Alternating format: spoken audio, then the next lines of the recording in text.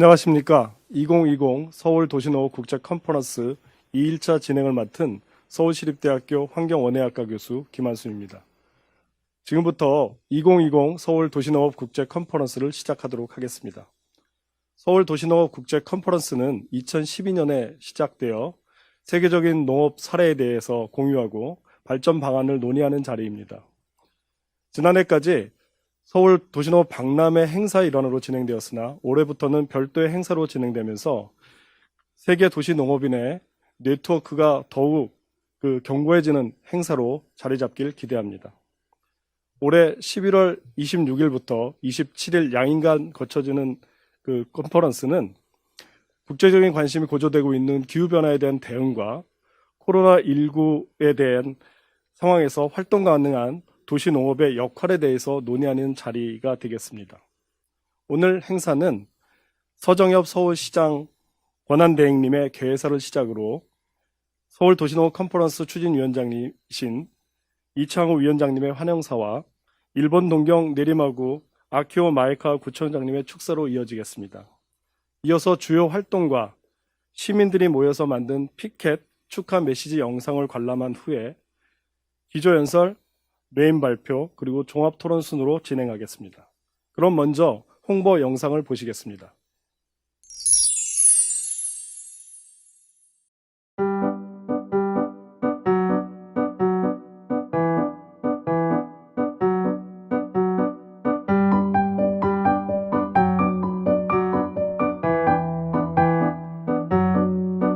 도시농업이란 흩어져 있는 도시의 유휴 토지나 건물의 옥상, 아파트의 베란다, 학교, 공장, 시설, 동네의 공원 등을 이용해서 도시 공동체 구성원들의 자발적인 참여를 통하여 농작물을 생산하고 유통하며 소비하는 과정의 사회적 협력 활동을 말합니다.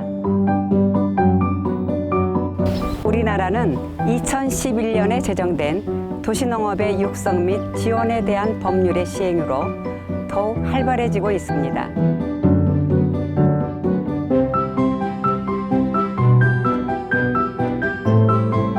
도시농업의 의미는 도시민들에게 농촌을 알리고 농업이 갖는 생물 다양성 보전, 도시와 농업의 지속 가능한 발전을 만들어내고자 하는 데 의미가 있습니다. 농업이 도시를 만나면서 그 역할이 커졌는데요.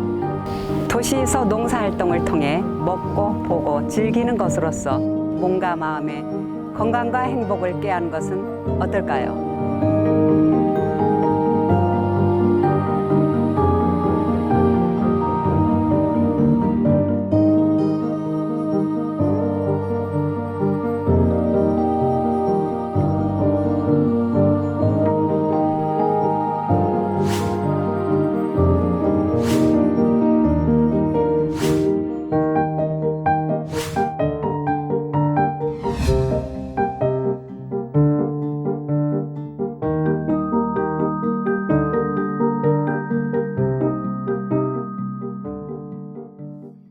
다음은 서정엽 서울시장 권한대행님의 개회사가 있겠습니다. 큰 박수 부탁드립니다.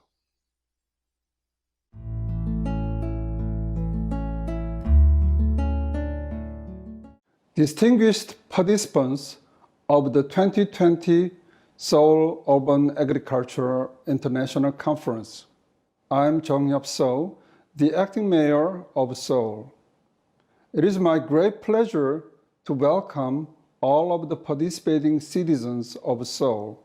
I would also like to extend a welcome to the guest speakers from 9 different countries around the world, including the US, Canada, the UK, France, and Japan, who will share their insight on the present and future of urban agriculture.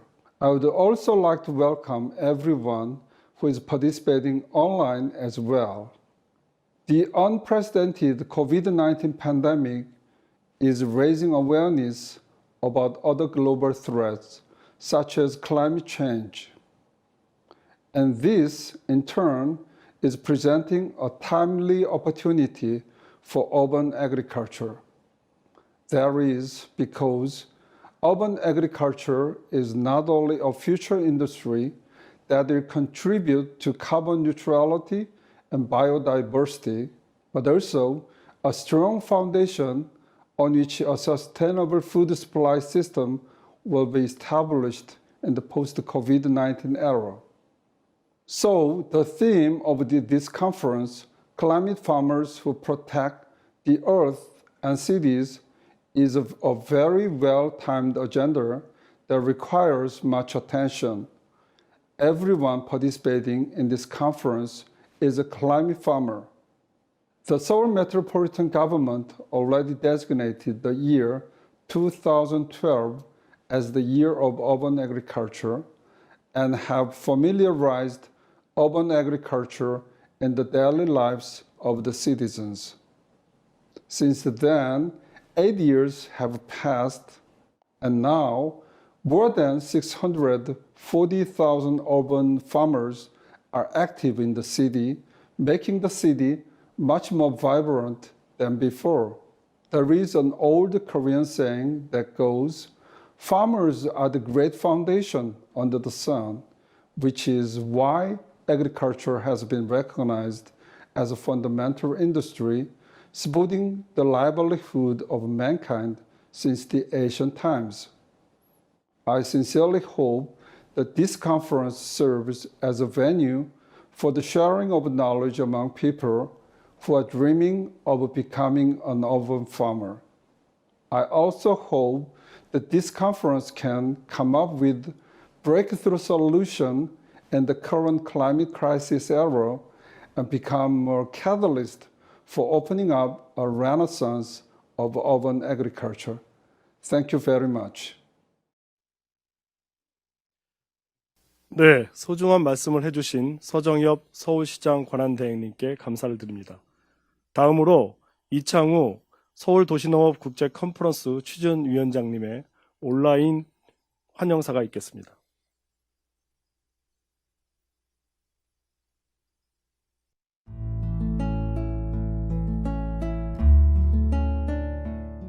(2020) 서울 도시농업 국제 컨퍼런스 추진위원회 위원장 이창호입니다. 코로나19로 전 세계가 큰 혼란에 빠져 있고 기후변화가 지구적 위기로 닥쳐오고 있는 가운데서도 온라인으로 2020 서울 도시농업 국제 컨퍼런스를 개최할 수 있게 되어 다행스럽게 생각합니다. 서울시에서 9번째로 열리는 도시농업 국제 컨퍼런스의 올해 주제는 도시와 지구를 살리는 기후농부입니다. 시적절한 주제를 다루는 이번 국제 컨퍼런스에는 총 10개국 21명의 연사가 참여합니다. 어려운 여건에서도 숙사를 해주시고 사회와 자장을 맡아주시고 기조연설을 해주시며 발표와 토론을 해주시는 모든 참가자 여러분에게 깊은 감사의 말씀을 올리며 환영의 인사를 드립니다. 서울시는 2020년부터 이행하기 시작한 서울 도시농업 3.0 마스터 플랜의 비전을 100만 도시농부가 만드는 건강한 서울로 정했습니다. 도시농업 참여 농부를 위한 공간 확보, 함께 만들어 나가기 위한 참여 확대, 건강한 서울을 위한 사회적 가치 정전이라는 세 가지 추진 전략도 세웠습니다. 이러한 비전과 전략에 걸맞게 이번 국제 컨퍼런스를 계기로 하여 서울시 도시농부는 도시농업을 통하여 기후변화 위기를 극복하는 데 앞장서는 기후농부가 되고자 합니다. 이번 국제 컨퍼런스의 주제이기도 한 기후농부는 도시와 농촌에서 함께 어울려 농업을 실천하면서 탄소 중립에 기여하고 생물 다양성 증진에 앞장서고 지속 가능한 먹거리 체계 구축을 위해 활동하는 모든 사람을 의미합니다. 이번 컨퍼런스의 기조연설이나 여러 세션의 주제 발표를 들어보면 아시겠지만 사실 도시농업의 거의 모든 영역이 기후변화와 밀접하게 연계되어 있음을 더욱 분명하게 이해할 수 있게 될 것입니다. 도시와 지구를 살리는 기후농부라는 주제로 11월 26일에 열리는 프리컨퍼런스에서는 세부 주제를 다룹니다.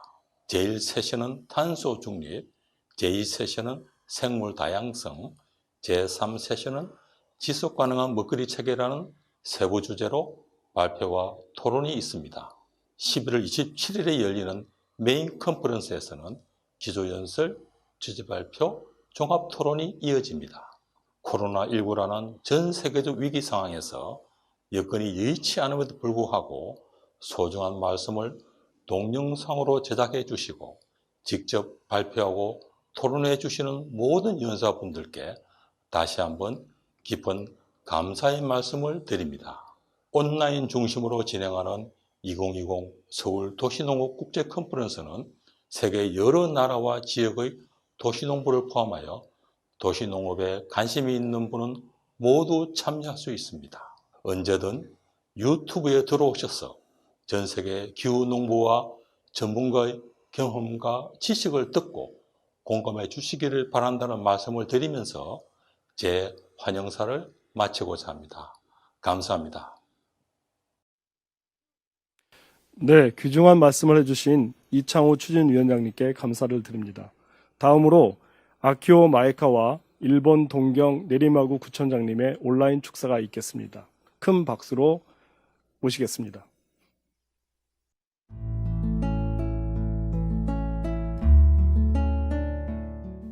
I am Maekawa Akio, the mayor of Nerima City, Tokyo. Congratulations on holding the 2020 Seoul International Conference on Urban Agriculture. It's my pleasure to have the opportunity to express my congratulations today. I can't believe how fast time goes by. It's already been 1 year since the Urban Agriculture World Summit was held in Nerima City. The event was very successful, and I'd like to thank you everyone who participated from Seoul and our colleagues from Jakarta, London, New York, and Toronto.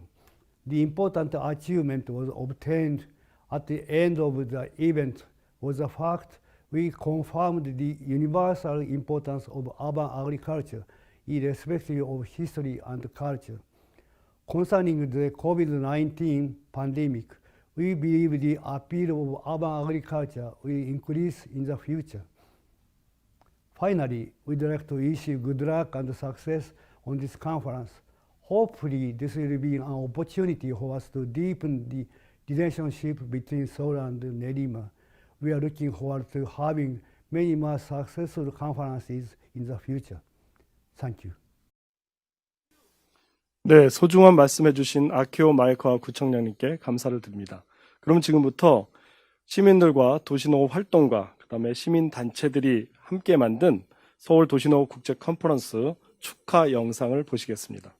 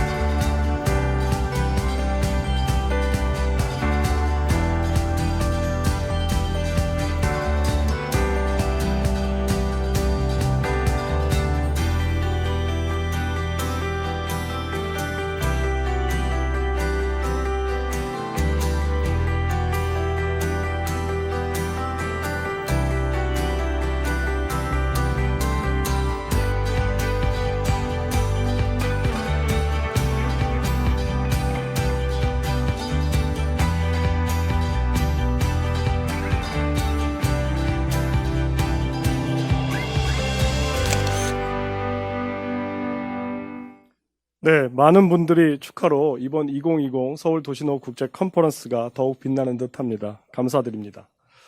그럼 이어서 기조 연설에 들어가도록 하겠습니다.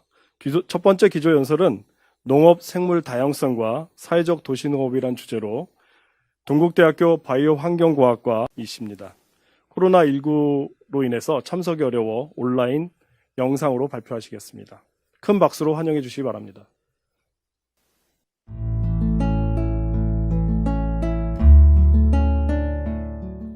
안녕하세요, 여러분 반갑습니다.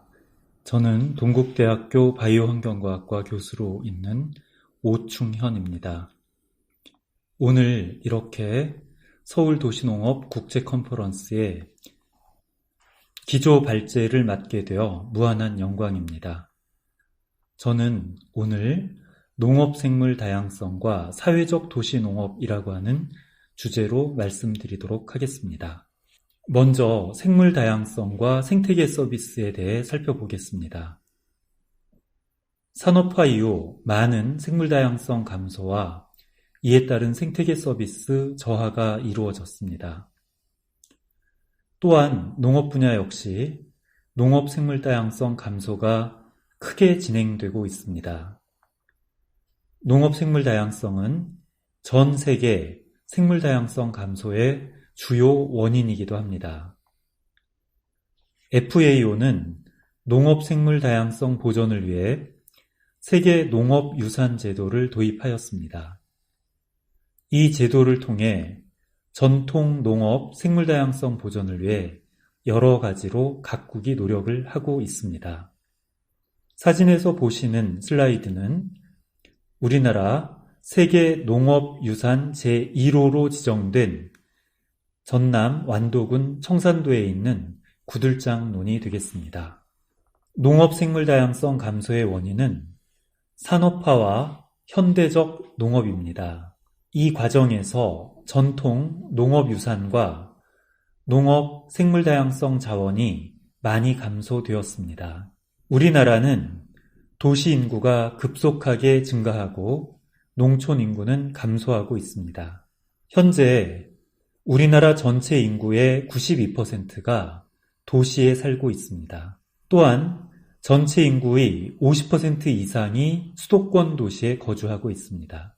이와 같은 도시 인구 집중은 농업 생물 다양성 감소의 또 다른 원인이 되고 있습니다. 이번 사진은 사라져가고 있는 우리나라의 농업 생물 다양성 자원들입니다. 개구리, 제비, 메뚜기와 같은 생물들이 대표적입니다.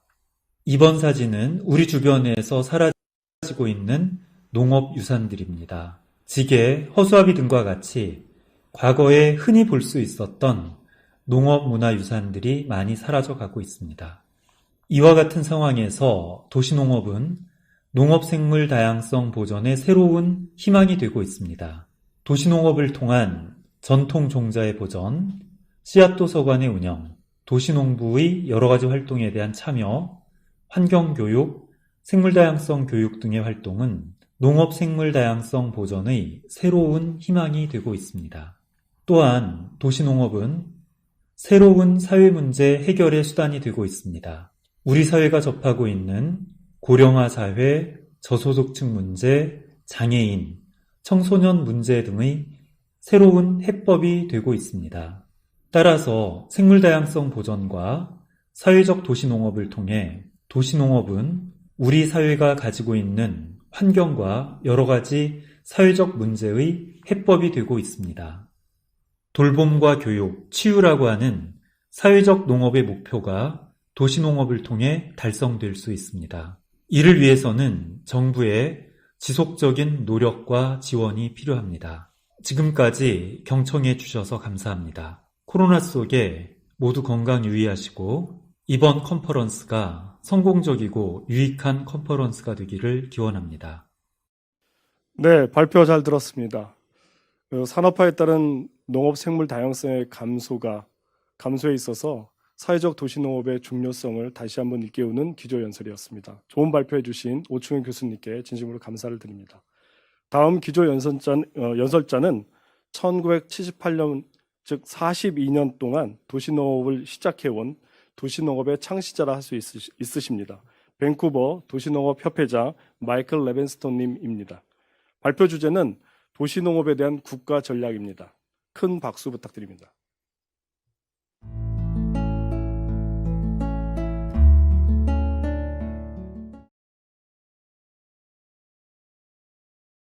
Thank you so much for inviting me to speak, all the way from Canada. I'm standing in City Farmers Demonstration Garden in Vancouver, British Columbia, where for over 40 years we've promoted urban agriculture. We've enjoyed meeting many Korean visitors here at the garden and talking with them about city farming. In Canada, like in the rest of the world, we are in COVID times. In this garden, we maintain a 2-meter distance. Everyone must wear a mask, and we only allow one family at a time to visit. Unfortunately, at this time, large tours and classes of students are not allowed. Over the years, our tiny nonprofit society has watched many different urban agriculture stories become headlines. For example, we have been questioned about growing food locally, garden pesticides, energy use in the food system, nutrition, school gardens, agriculture on roofs, and composting as a solid waste strategy. This year, COVID and urban agriculture are linked in the news. Here in Vancouver, we have experienced lockdowns, unemployment, closed music festivals, and sporting events. People are at home, and many are discovering the joys of food gardening. They produce food in their gardens, on balconies, or in community gardens. 51% of Canadians grow at least one type of fruit and vegetable. Almost 70% of new gardeners this year said that the pandemic influenced their decision to grow their own food. These new gardeners visit us here to ask us questions on how to grow food. Residents also come to buy city-subsidized compost bins. The City of Vancouver funds us to teach composting. At the beginning of the pandemic, people rushed to buy toilet paper. I don't know why. Then another headline appeared. Seeds are the new toilet paper. People were rushing to start a garden this spring. Our local seed company has seen a 3 times increase in business over last year. And now, in November, they're seeing people buying seeds for next year because gardeners are afraid that there won't be any seeds for them to plant next spring. City Farmer has published news about urban agriculture since we began work in 1978, 43 years ago.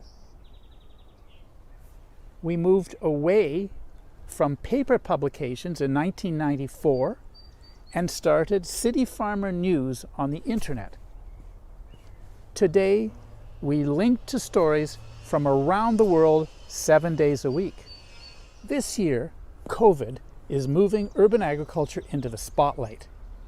Politicians are looking at city farming and creating policy, both at a national and municipal level.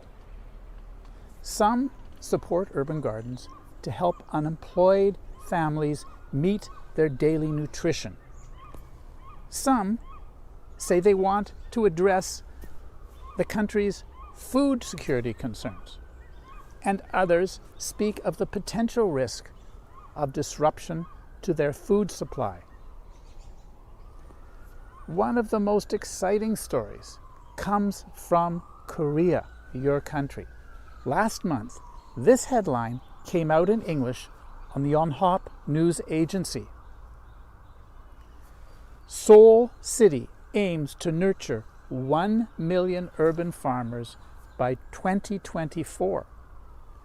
The city plans to invest $216 million to expand patches of land for farming, teach farming skills, and building communities of urban farmers. This is historic and shows that your city is leading the world. The Philippines has also been extremely active.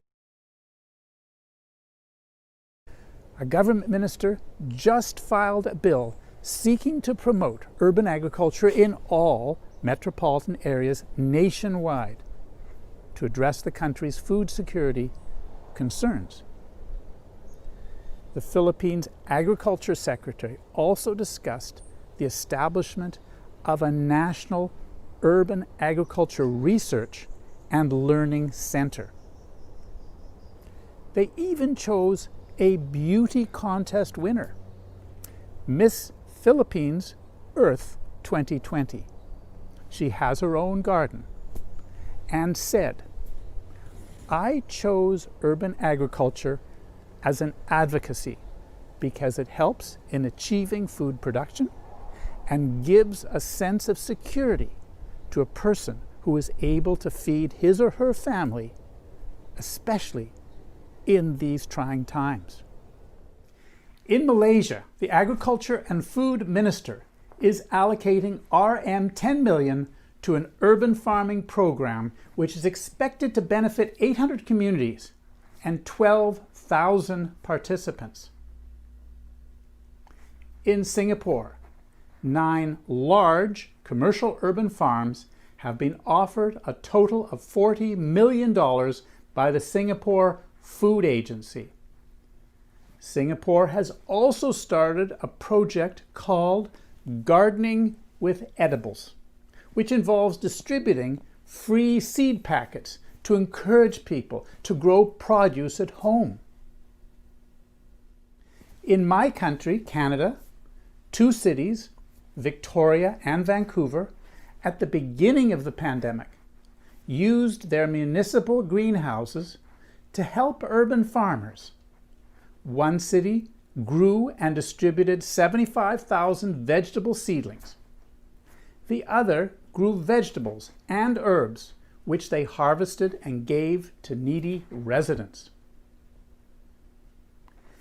These new policies, which appear in the news, are unlike anything we've seen since World War II, when Western countries initiated victory gardens to supplement rations, but also to boost morale. COVID and concern for people's food needs and morale are driving this change today.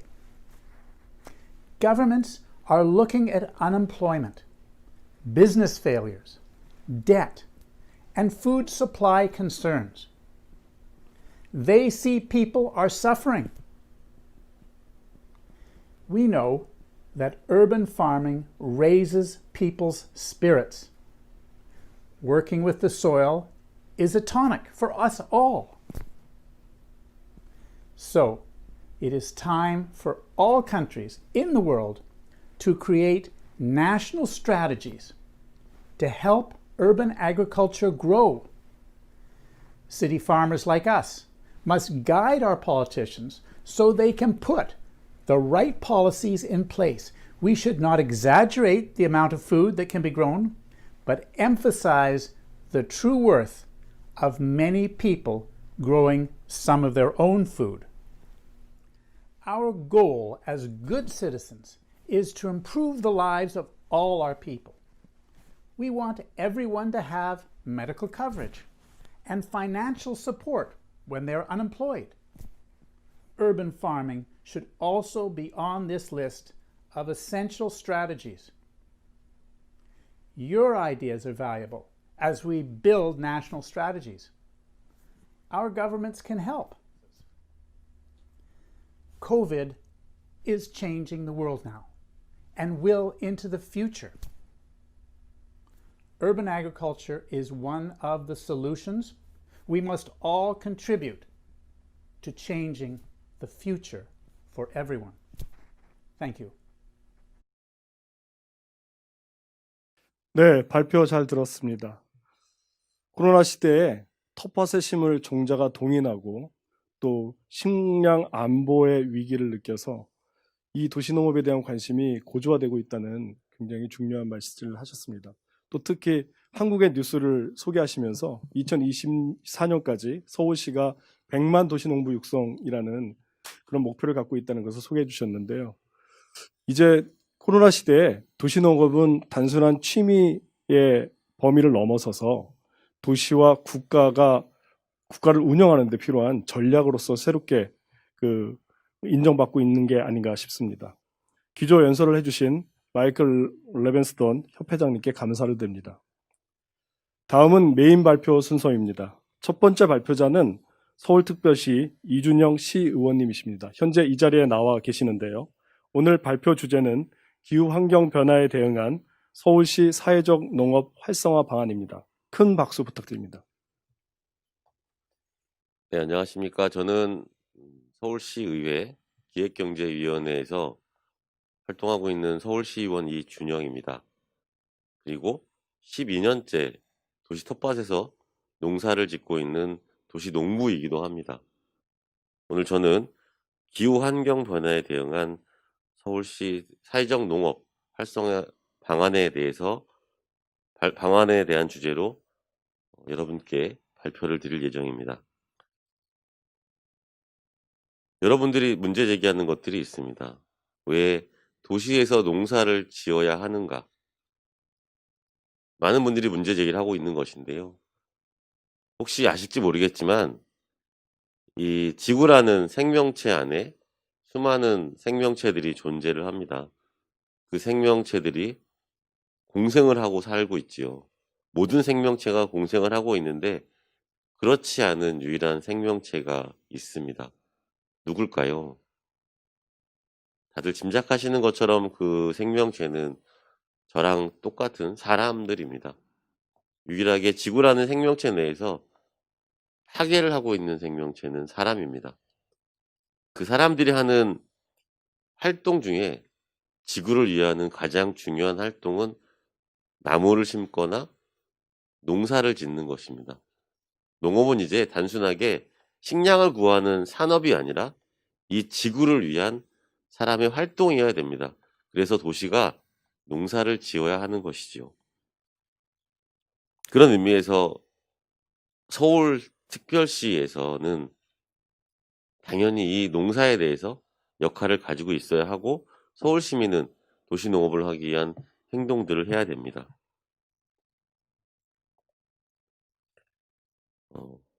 목차를 보시면 사회적 농업의 개념과 사례가 있고요.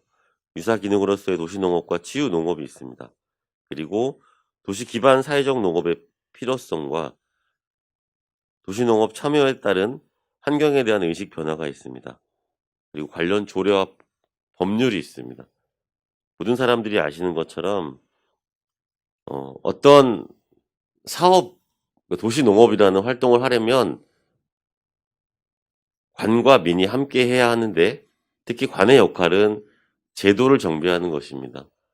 법률이나 조례를 통해서 그것들을 할 수 있는 근거를 만들어내고 그리고 자치단체는 조직과 예산을 투여해서 그 활동들이 좀 더 확산될 수 있는 활동들을 해야 합니다.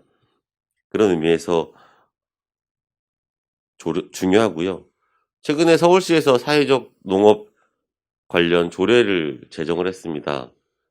사회적 농업이라는 건 무엇이냐면 잘 모르시겠지만 서울시 내 취약계층이 인구 10명당 4분 정도라고 합니다. 그 취약계층들에게 농업을 통해서 일자리를 제공하고 그들이 농업을 통해서 서울시에서 함께 살 수 있는 공간들을 공유하는 내용들입니다. 그 이전에 국회에서 법률이 통과됐습니다. 치유농업과 관련된 법률이 제정이 됐는데요. 올해 3월 달에 제정이 됐고 내년 3월부터 시행이 되게 되어 있습니다. 법률이 제정이 되고 조례가 제정이 되면 그것과 함께해서 대한민국 국민들이 그리고 서울 시민들이 함께 치유하고 활동하고 함께 살 수 있는 세상을 만들기 위한 노력들을 하게 됩니다. 그런 측면에서 오늘 이 컨퍼런스는 매우 중요하다고 생각하고요. 제가 서울시립대학교의 도시행정학과에서 지난 2017년 발표한 석사 논문이 있습니다. 논문의 주제는 친환경 도시농업 참여 경험과 참여자 의식 관계에 관한 연구였고요. 당시에 2010년부터 서울특별시 강동구에서 2010년부터 2015년까지 참여한 도시특파 참여자들에 대한 설문조사를 통해서 연구를 했습니다. 세 가지 측면이었는데요. 첫 번째는 친환경 도시농업에 참여하는 분들이 환경에 대한 인식이 어떻게 변하고 있는가. 두 번째는 먹거리 안전성과 건강에 대한 인식이 어떻게 변화되고 있는가. 세 번째는 공동체 의식의 변화가 어떻게 되고 있는가. 세 가지 주제로 했었습니다. 교차 분석을 통한 5년간의 친환경 도시농업 참여하는 분들이 5년간의 활동들을 교차 분석을 통해서 검증한 내용이었는데요. 도시농업에 참여하는 횟수에 따라서 환경에 대한 인식은 점점 증가되는 것으로 나타났습니다. 그러니까 참여 경험도 마찬가지이고, 그리고 참여하는 연차에 따라서 환경에 대한 인식은 변화를 하고 있었고, 특히나 환경에 대한 관심이 증대되는 걸로 나타났고요. 먹거리 안전성과 건강에 대한 부분은 훨씬 더 참여 경험과 그리고 참여 횟수에 따라서 증가되는 것으로 검증이 되었습니다. 그런 것들을 뒷받침하기 위해서 서울시는 지속적으로 친환경 도시농업을 통해서 서울 시민들에게 환경에 대한 의식, 그리고 공동체에 대한 의식, 그리고 먹거리 안전성과 건강에 대한 의식들을 높여나가기 위한 방안들을 강구해내고 있고요. 그런 활동들의 제도적 뒷받침을 위해서 올해 사회적 농업에 관한 조례가 제정이 되었습니다. 그러면 내년에 우리는 무엇을 할 것인가에 대한 걱정들이 있을 텐데요.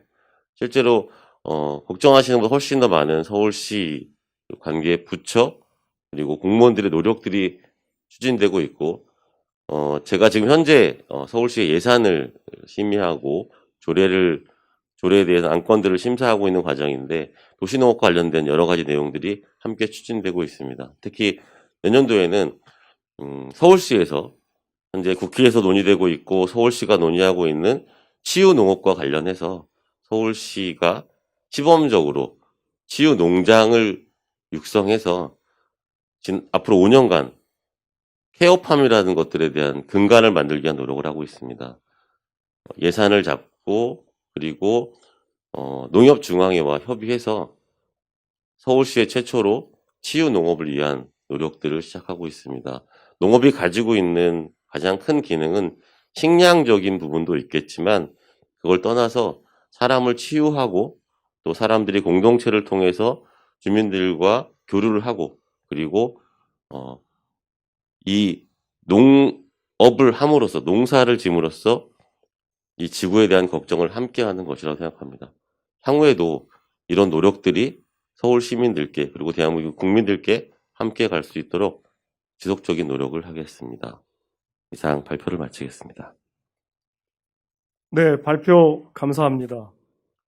굉장히 바쁜 일정에도 이렇게 스튜디오에 직접 나와주셔서 서울의 도시농업의 사회적 가치에 대해서 말씀해 주시고, 그 가치를 실현하는 데 필요한 법과 제도를 마련해 주신 그런 기반을 위해서 열심히 애써주시는 이준영 위원님께 진심으로 감사를 드리며 큰 박수를 부탁드리겠습니다. 네, 이어지는 두 번째 메인 발표자는 UN 식량농업기구 FAO 도시식품 아젠다 코디네이터 세실리아 마로키노님입니다. 발표 주제는 FAO 도시식품 아젠다로서 지속 가능하고 포괄적인 도시식품 체계 구축입니다. 박수 부탁드리겠습니다.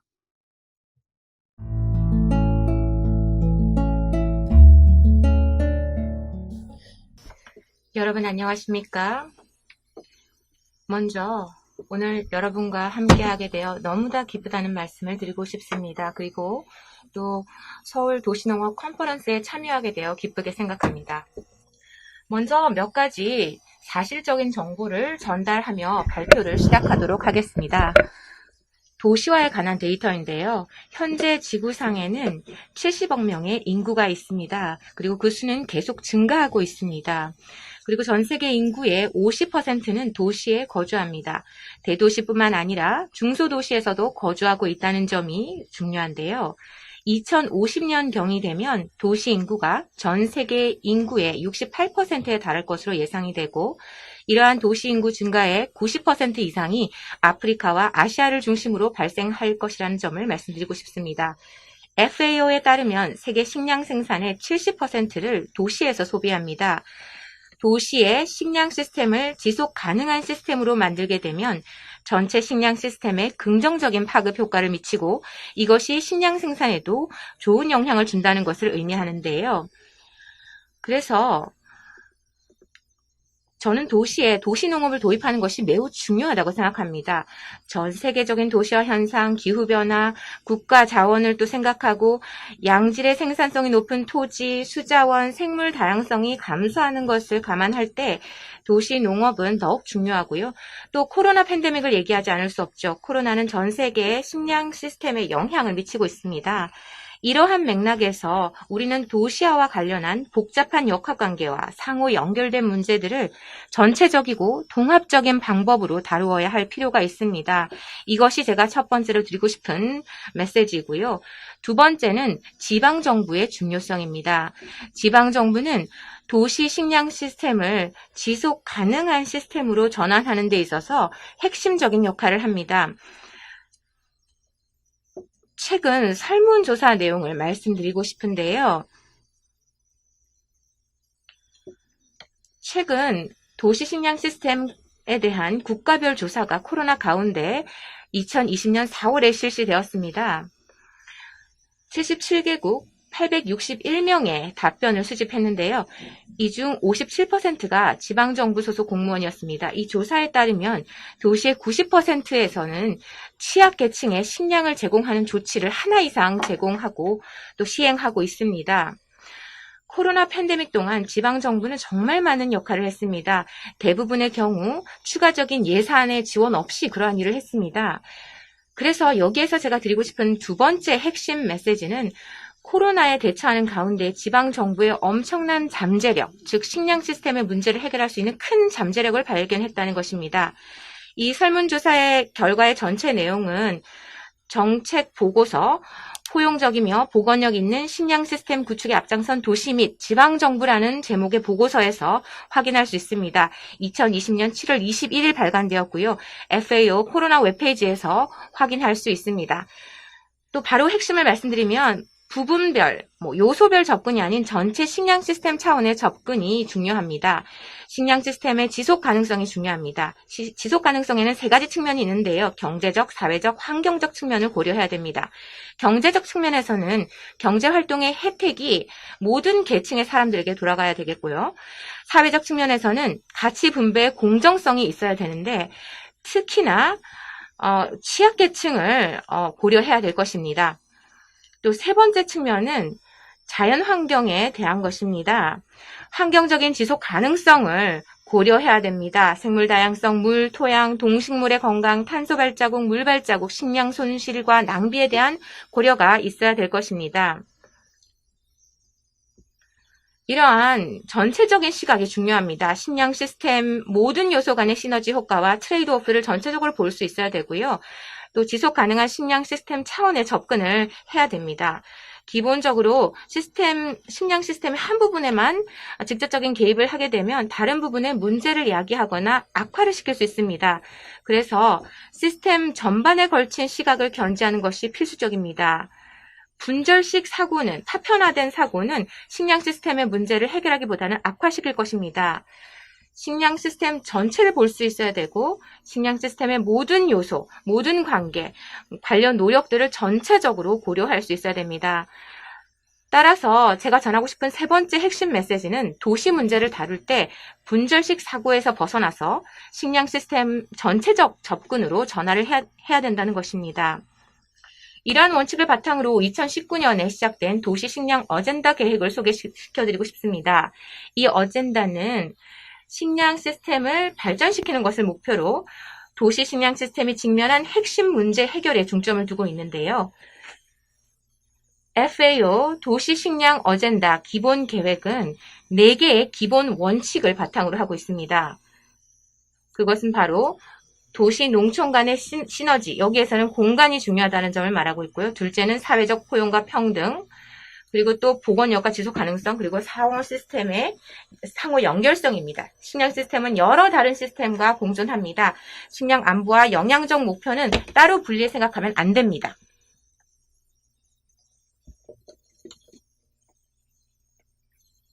이 어젠다를 보시면 포괄적 지원 영역이 있는데요. 이러한 포괄적인 지원 영역을 통해서 전달이 됩니다. 이것은 한 방법으로서 저희와 파트너들과 함께 정부를 지원을 합니다. 그래서 좋은 지원 환경을 만들고 실행을 하고 확대를 하는 데 도움을 주고 있습니다. 좋은 환경을 만드는 것은 중앙 그리고 지방 정부를 도와서 도시 식품 체계를 계획, 정책 그리고 액션에서 주요하는 것입니다. 캐스 1, 캐스 2에 해당되는 내용입니다. 두 번째는 실행입니다. 바로 행동을 실행함에 있어서 여러 가지 엔트리 포인트를 활용을 하는데요. 저희가 섹터 접근법에서 체계적인 접근법으로 바꾸게 되는데 그 현실에 따라서 엔트리 포인트가 달라지게 됩니다. 엔트리 포인트에는 공급망, 도시농업, 공공식품 조달, 농업식품 기업, 식품 환경 연계, 영양가 있는 식량에 대한 접근, 리스크 완화, 관리, 그리고 순환 경제가 있습니다. 세 번째는 확대입니다. 모범 사례를 도시 경험을도 공유하는 것입니다. 그리고 행동을 확대하기 위한 역량을 강화하는 것입니다. 모든 프로젝트에 제가 말씀드렸다시피 우리는 여러 가지 엔트리 포인트를 운영을 하고 있습니다. 예를 들어서 리마, 키토, 메델린, 남미 지역이죠. 콜롬보, 키테, 안타나나리보, 키갈리, 키수무, 루사카 이러한 도시에서 도시 농업과 공급망의 부족이라는 것이 지방 차원에서 엔트리 포인트로 파악이 되었습니다. 그래서 플렉터블 접근법에서 더 현실적인 접근법으로 바뀌는 것이죠. 나이로비 같은 경우에는 우리가 식품 체계를 지역 계획으로 주류화를 하게 되었는데 그 당시에 지자체에서는 어번 Agriculture Act 도시농업법이라는 것을 엔트리 포인트로 활용을 했습니다. 여러 이해 당사자와의 협의를 통해서 그리고 여러 가지 또한 논의를 통해서 우리는 도시농업법에서 식량 체계를 총체적이고 통합적인 접근법으로 개발을 하게 되었습니다. FAU가 또 도시를 지원하고 있는 여러 가지 프로젝트가 있습니다. 이를 통해서 식량 체계의 갭을 분석을 하고 식량 거버넌스 메커니즘 수립을 돕고 있습니다. 식량 정책위원회 같은 것이 있고요. 총체적인 식량 정량과 행동 개발이 있습니다. 또 다른 중요한 전략에 대해서 말씀을 드리고 싶습니다. FAU 도시농업 어젠다에 포함된 것인데요. 이것은 시티 투 시티 교류입니다. 여기에는 남남 그리고 삼각 협력이 포함되어 있습니다. 예를 들어서 다카, 두알라, 프라야 농업 고류가 있습니다. 또 식품 전략 개발이나 아니면 식품 거버넌스 메커니즘 개발을 위해서 나이로비 토론토의 협력이 있었습니다. 그리고 마지막으로 최근에 시작한 것인데요. 밀란과 나이로비, 키가니에서 음식 쓰레기 관리에 대한 교류가 있었습니다. 이러한 프로젝트에서 핵심적인 활동은 바로 거버넌스 메커니즘을 만드는 것입니다. 이것은 도시들이 여러 가지 다양한 섹터를 연결할 수 있도록 돕고 있습니다. 이를 통해서 체계적인 접근을 이행할 수 있습니다. 또한 도시농업과 관련해서 여러 가지 생산 관련 혜택이 있습니다. 방콕에는 옥상 농장이 있고요. 또한 생산 차원뿐만 아니라 여러 가지 학습센터가 방문자와 학생들을 위해서 만들어졌고, 또한 재생 가능 에너지, 예를 들어서 태양광 패널 같은 것을 사용하기도 하였습니다. 그리고 건물의 열도 줄이는 그러한 효과도 있었습니다. 제가 마무리를 하기 전에 또 한 가지 말씀을 드리고 싶은 이니셔티브가 있는데요. FAO에서 최근에 녹색 도시 이니셔티브를 론칭을 했습니다. 지속 가능 측량 체계를 강화를 하고, 예를 들어서 도심, 근교의 숲, 농업 등을 강화하면서 웰빙을 강화하는 것입니다. 식품 서비스, 그리고 농업을 통합을 해서 웰빙을 증진을 하는 것입니다. 제가 몇 가지 중요한 말씀을 드리고 마무리하도록 하겠습니다. 도시 농업이라는 것은 매우 중요한 그리고 근본적인 엔트리 포인트라고 생각을 합니다. 이를 통해서 식품 체계를 지역 정책 계획과 행동에 통합할 수가 있습니다. 여기서 중요한 것은 이러한 엔트리 포인트를 통해서 우리가 식품 체계 접근법으로 전환할 수 있다는 것입니다. 도시와 그다음에 도시 근교, 이런 것들을 다 통합하는 것은 공공조달이나 용도 설정, 그리고 규제, 조례, 또 토지 보유권 같은 것을 해결해야 하는 것입니다. 여기서 또한 중요한 것은 제가 여러 번 말씀을 드렸다시피 여러 이해 당사자들의 식품 거버넌스 메커니즘을 마련하는 것입니다. 그래서 지방정부와 여러 기관의 자문의 역할을 하는 것입니다. 그리고 지방 정책 수립에 식품 체계를 주류할 수가 있습니다. 식량 정책위원회 같은 걸 있을 수가 있습니다. 이러한 위원회들을 많은 도시에서 만들었습니다. 여러 이해 당사자들이 참여할 수 있는 플랫폼이 만들어지고, 그래서 식품이 지역의 아젠다에 통합이 되었습니다. 우리는 도시 식품 체계 행동은 경계가 없습니다. 그렇기 때문에 지방 정부나 지방 이해 당사자들은 행동을 통해서 도시 농촌의 연계를 강화를 하고 중앙정부와 지방정부의 수직 통합을 할 수 있도록 많은 노력을 해야 된다고 생각을 합니다. 이것으로 발표 마치겠습니다. 감사합니다. 네, 발표 잘 들었습니다. 아프리카의 24개의 도시가 도시농업을 매개로 한 서로 협력하는 모습이 굉장히 인상 깊었는데요. 유엔에서도 도시 식품 체계에 있어서 도시농업이 얼마나 중요한지를 강조한 좋은 발표였다고 생각합니다. 좋은 발표를 해주신 세실리아 마르키노님께 감사를 드립니다. 다음 발표는 한국기술교육대 디자인학과 한승현 학생입니다. 주제는 도시 양봉의 현황과 디자인의 역할이 되겠습니다. 큰 박수 부탁드리겠습니다.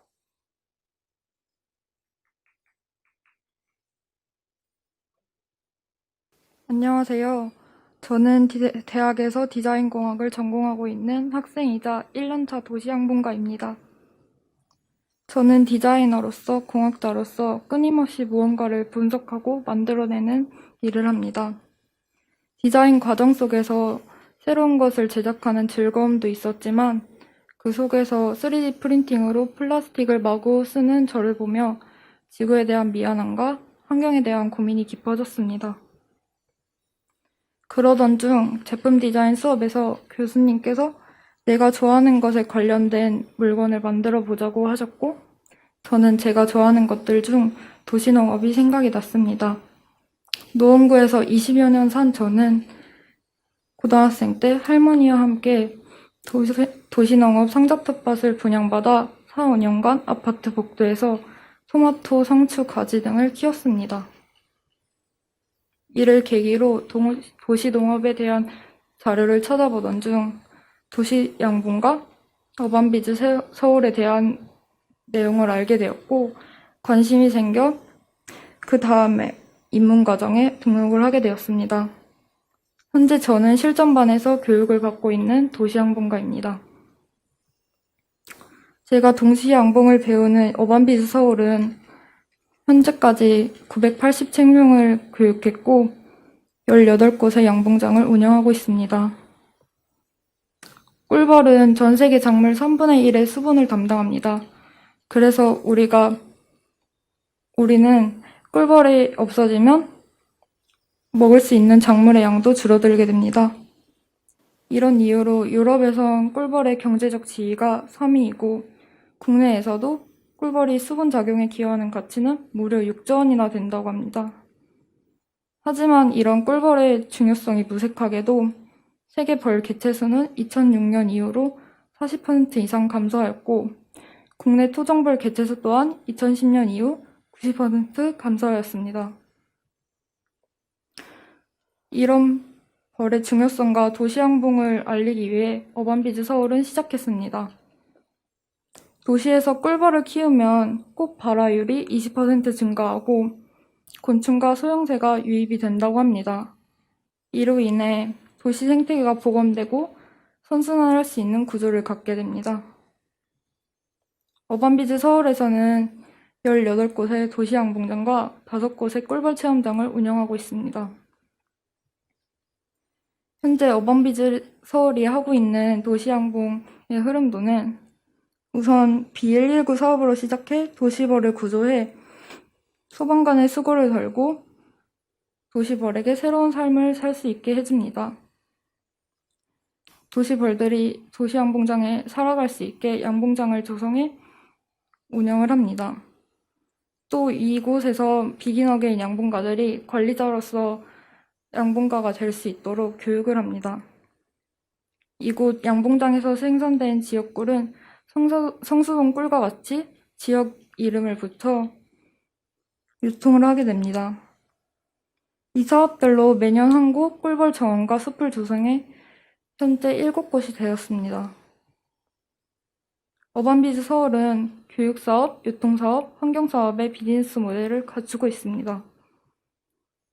현재 교육사업인 달콤한 나의 인생 중 하나로 도시양봉가 과정은 987명이 수료를 했고 어린이들 또한 2만 1,000명 교육을 진행했습니다. 입문 과정과 실전반을 거친 도시양봉가들은 어반비즈 서울이 소유한 도시양봉장에서 양봉을 할 수 있게 됩니다. 직접 양봉을 하지 않아도 되는 위탁 양봉 서비스는 꿀을 대신 수확해 사람들에게 발송해주는 서비스입니다. 아까 잠깐 말씀드렸던 비긴 어게인 사업은 사회 취약 계층에 도시양봉 기술을 교육하고 서울과 수도권에 있는 어반비즈 서울 양봉장에서 관리자로서 활동을 할 수 있게 하는 사업입니다. 현재 11명 2년차 기술 교육 중에 있고 3년차인 분들은 2인 1조로 12곳의 양봉장에서 양봉을 하고 있습니다. 양봉장 한 곳은 꿀 150kg이 수확되는데 여기서 300만 원의 수입이 발생하고 양봉장 12곳이면 3,600만 원의 수입이 발생될 수 있습니다. 이렇게 생산된 꿀은 어반비즈 서울이 수매를 해 유통을 하게 됩니다. 달콤한 나의 인생이 달콤한 나의 도시로 확장을 하게 되는 것입니다. 18곳에서 직접 생산한 꿀은 서울허니와 말랑허니라는 이름으로 세상에 나가게 됩니다. 서울허니는 서울의 지역명이 강조된 디자인으로 서울 어워드에서 수상을 하기도 했습니다. 좀 더 꿀을 대중화하기 위하여 개발한 말랑허니 꿀 젤리 스틱은 김포공항 등 현재 시중에서 판매가 되고 있습니다. 또 다른 달콤한 나의 도시 사업 중 하나로 CJ 대한통운, 아모레퍼시픽 등 10개 기업기관 총 14곳에서 위탁 양봉을 진행하고 있습니다. 이곳에서 생산되는 꿀은 무항생제, 무농약, 무설탕으로 매년 서울시 보건환경연구원에서 검사를 해 통과를 하는 안전한 꿀입니다. 생산된 꿀을 판매한 것으로 다시 꿀벌 정원과 꿀벌 숲을 조성하는데 투자를 합니다. 현재는 7곳에 19,000그루의 나무를 심었습니다. 달콤한 나의 도시를 넘어 달콤한 나의 지구로 확장을 하게 되는 것입니다. 작년에는 새로운 사업으로 B119를 시작했습니다. B119는 앞에서 잠시 설명드린 것처럼 소방관의 벌집 제거 업무를 덜고 사회 취약계층의 신규 일자리 지원을 위해 시작된 사업입니다. 벌집 제거를 위해 출동한 소방관은 쏘여서 숨지기도 하고 제거 과정 속에서 실수를 하기도 합니다. 이렇게 소방관에게 비전문 영역이라 어렵고 힘든 작업이지만 119 최다 요청은 벌집 제거 업무라고 합니다. 이런 문제점을 해결하기 위해 어반비즈 서울에서는 꿀벌 진공 청소기를 제작해 벌집 제거 문제를 해결하고자 했습니다. 꿀벌 진공 청소기를 사용해 호스로 벌을 빨아들이고 안전하게 망에 벌을 모아 새로운 벌통에서 살 수 있게 합니다. 이런 벌들은 어반비즈 서울이 교육한 도시항공가들이 관리를 하게 됩니다. 이것으로 아까 말씀드린 도시항공의 흐름도가 지속될 수 있게 되는 것입니다. 이렇게 넓고 많은 사업을 하고 있지만 아직 도시항공이 사람들에게 널리 알려지지 않고 쉽게 다가가기 힘든 이유를 디자인의 관점에서 생각을 해보았습니다. 저는 그것을 양봉을 하기 위한 도구와 벌통의 문제라고 생각을 했고 우리나라에 획일화되어 있는 벌통을 안타까움을 느끼고 도시항공의 실제 사용에 맞게 디자인하고 싶었습니다. 그래서 기존 벌통의 구조와 소재 등의 문제점을 분석하고 몇 명의 도시항공가를 설문해 본 결과로 근골격계 질환 등 인간공학적 문제, 내검시 다양한 태스크, 병해충 방제 등을 파악했습니다. 디자인 학술 발표대회에서 도시항공을 위한 벌통 디자인 개선 방향성 및 컨셉 제안이라는 제목으로 발표를 하게 되었습니다. 앞으로 이 연구를 첫 걸음으로 삼아 좀 더 도시항공의 실제 사용에 맞고 도시의 장소성에 적합한 벌통을 개발해 도시항공에 도움을 줄 수 있는 디자이너이자 도시항공가로 성장하고 싶습니다. 앞으로 여러분의 도시항공장에 제가 디자인한 벌통이 사용될 수 있는 날을 기대하며 발표를 마칩니다. 감사합니다. 네, 발표 감사합니다. 네, 굉장히 감동적입니다. 그 디자인 공학과 공학도가 본인을 소개하는데 도시 양봉가로 소개를 합니다. 또 디자인 공학도 관점에서 현재 도시에서 많은 그 양봉 활동이 이루어지는데 그 양봉의 어떤 디자인을 같이 생각해보고 개선할 수 있는 방안을 스스로 찾고 해결해가는 그런 과정들을 오늘 소개해 주셨습니다. 굉장히 감동적인 발표 감사드립니다. 마지막으로 메인 발표는 그 에더블 가든 시티 비혼로 대표님이십니다. 발표 주제는 새로운 농업 패러다임의 출현입니다. 큰 박수 부탁드리겠습니다.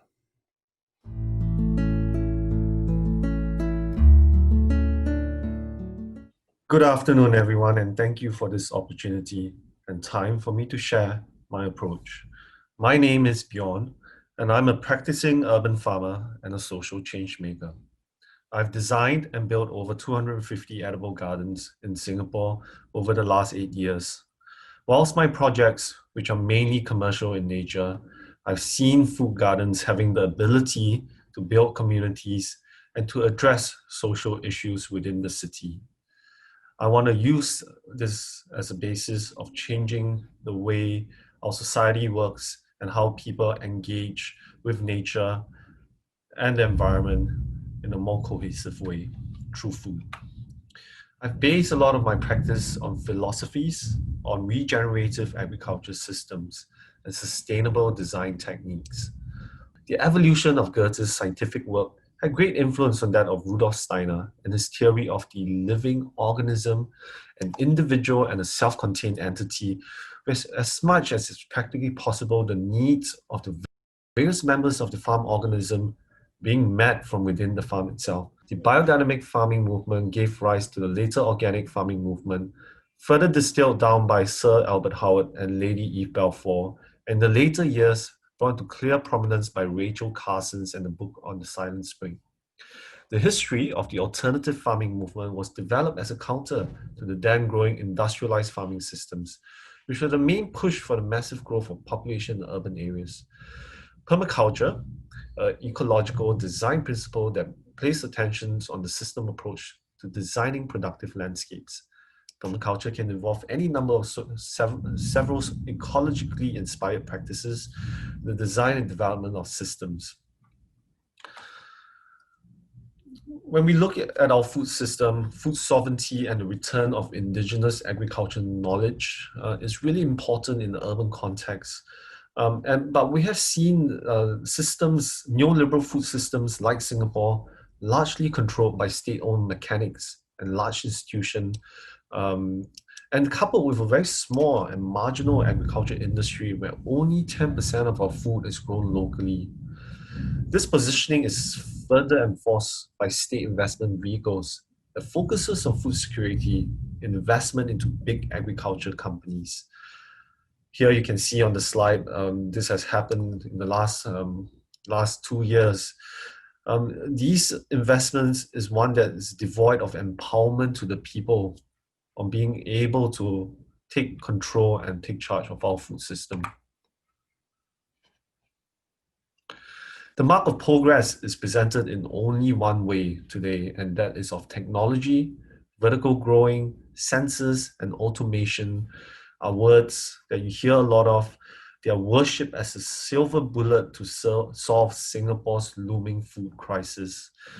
These local endemic species create unique biotypes for insects and wildlife. If we do not provide a medium for this knowledge to be kept, there's a chance that it may be all lost. The deglobalization and return of decentralized community food system can be seen as a method of bringing back indigenous and native food. This is a contrary to an industrialized and globalized food system that has seen farming dependent on the world market, which focuses on a series of monocrop and cash crops. Well, me included, as I was growing up in Singapore, taking our garden city for granted, the nature of authoritarian political system have filtered down into how people engage with the landscapes. As Singapore transitioned away from agriculture, its post-colonial government built a modern city on the foundation of urban greening. Initial efforts to green the urban spaces of the city-state began in the 1960s, with the Lee Kuan Yew administration implementing an aggressive tree planting campaign in the city centre and on rural roadsides. In 1967, the government formally launched the Garden City program to improve urban greenery and public cleanliness. As envisioned by Mr. Lee, a beautiful, orderly landscape reflective of a disciplined population and a civilized country. The program's main motivation, however, was economic development, as the greening of the city-state was utilized as a strategy to attract foreign investment. This is a compendium of just 10% of what we have of compiling the knowledge of our pioneers. However, the stark difference is still very evident in how this foodscape has developed. To some and the untrained eyes, this may look like a mess of green littered with colors of blue and pink. To some, this is messy and unsightly. But to others, this has been seen as a standard of introducing diversity and productivity into the city center. The future foodscape space may be the signal of the relaxing of the city-state, a static control of the urban landscape. But at this point, these spaces are nonetheless entangled in static politics, and a mindset shift is required. My first approach will be to work in urgency to relocate many of these local endemic herbs from farms that are on the way out. This will include the saving of seeds, documenting the saved seeds, with taking propagation cuttings from these gardens. My aim is to document as many of these herbs and plants as possible. The documentation process will form the basis of our understanding of the local flora, thus allowing me to be able to transcribe the knowledge into a framework for the design of foodscapes. These seeds and plants will be sowed and scattered into the downtown core of Singapore to allow for these plants to bring up conversations, to allow the community to re-explore what they have lost touch with. This will form the basis of our seed bank, where we will create seed access and knowledge to the community. The intended output from this will be a series of curated workshops, art exhibitions, panel sessions, and conversations around the topic of seed sovereignty and food sovereignty. Finally, this will be open source and then will be spread around to regenerate surrounding spaces.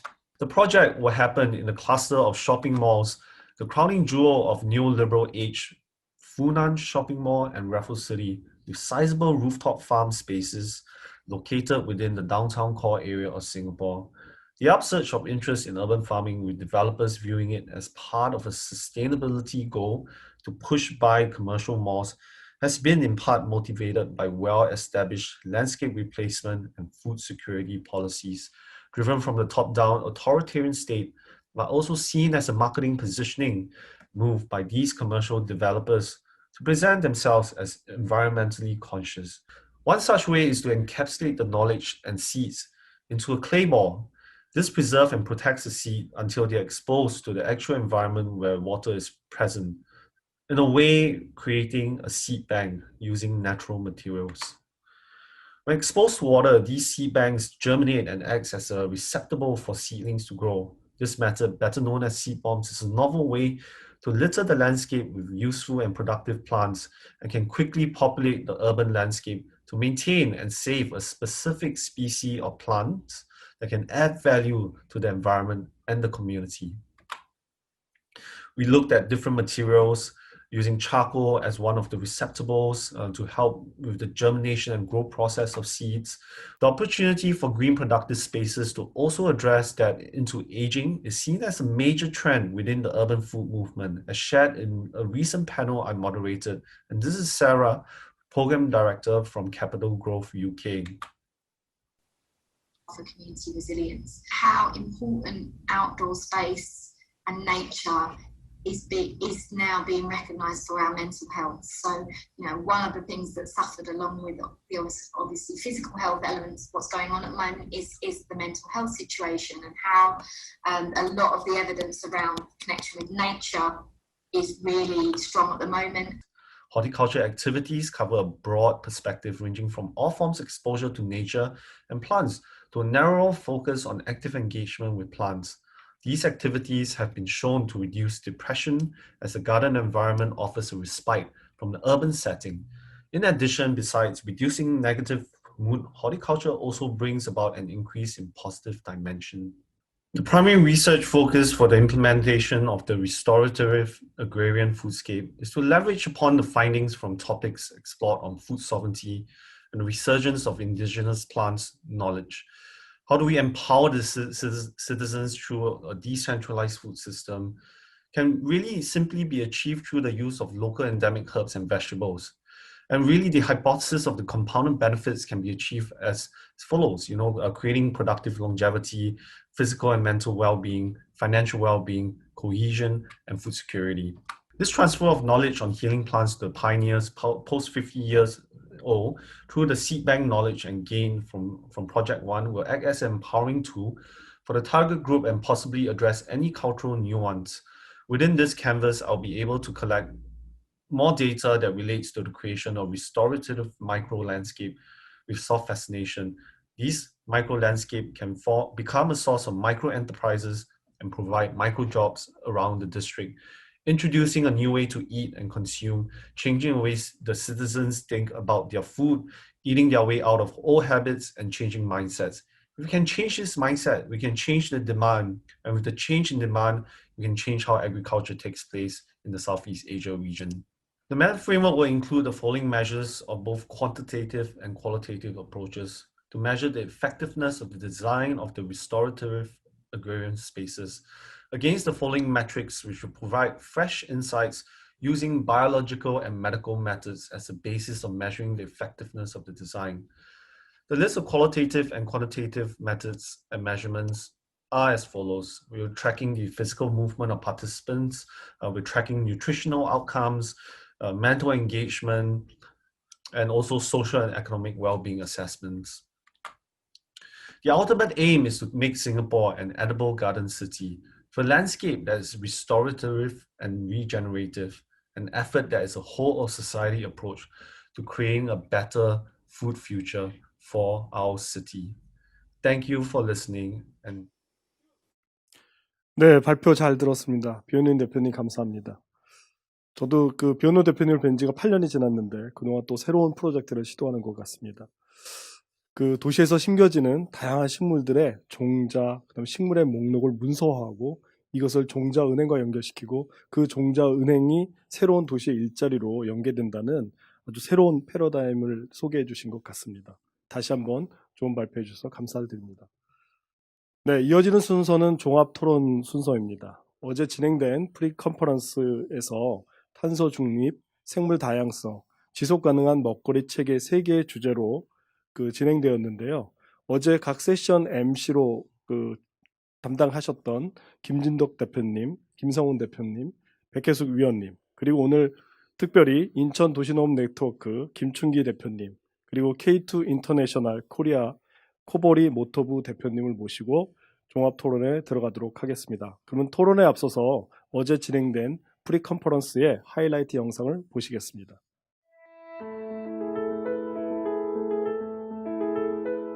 그럼 지금부터 2020 서울 도시농업 국제 컨퍼런스를 시작하겠습니다. 2020 서울 도시농업 국제 컨퍼런스는 서울시와 서울 도시농업이 함께 마련한 자리입니다. 11월 26일부터 27일까지 양일간 진행되는 이번 컨퍼런스는 갈수록 세계적 관심이 증대해지는 기후변화에 대응하고 코로나19 위기 상황에도 활동 가능한 도시농업의 역할에 대해 논의를 하고자 준비한 자리입니다.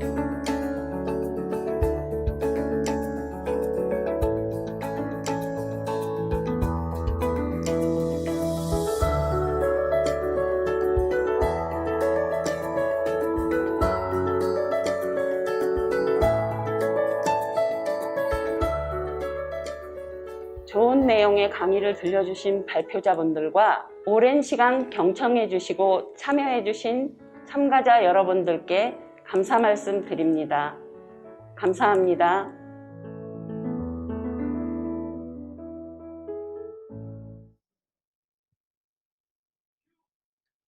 네, 어제 프리 컨퍼런스에서는 탄소 중립, 생물 다양성, 그리고 지속 가능한 먹거리 체계라는 3개 주제로 국내 많은 연사와 연사분을 모셔서 다양한 사례와 의견을 들었던 좋은 시간이었던 것 같습니다.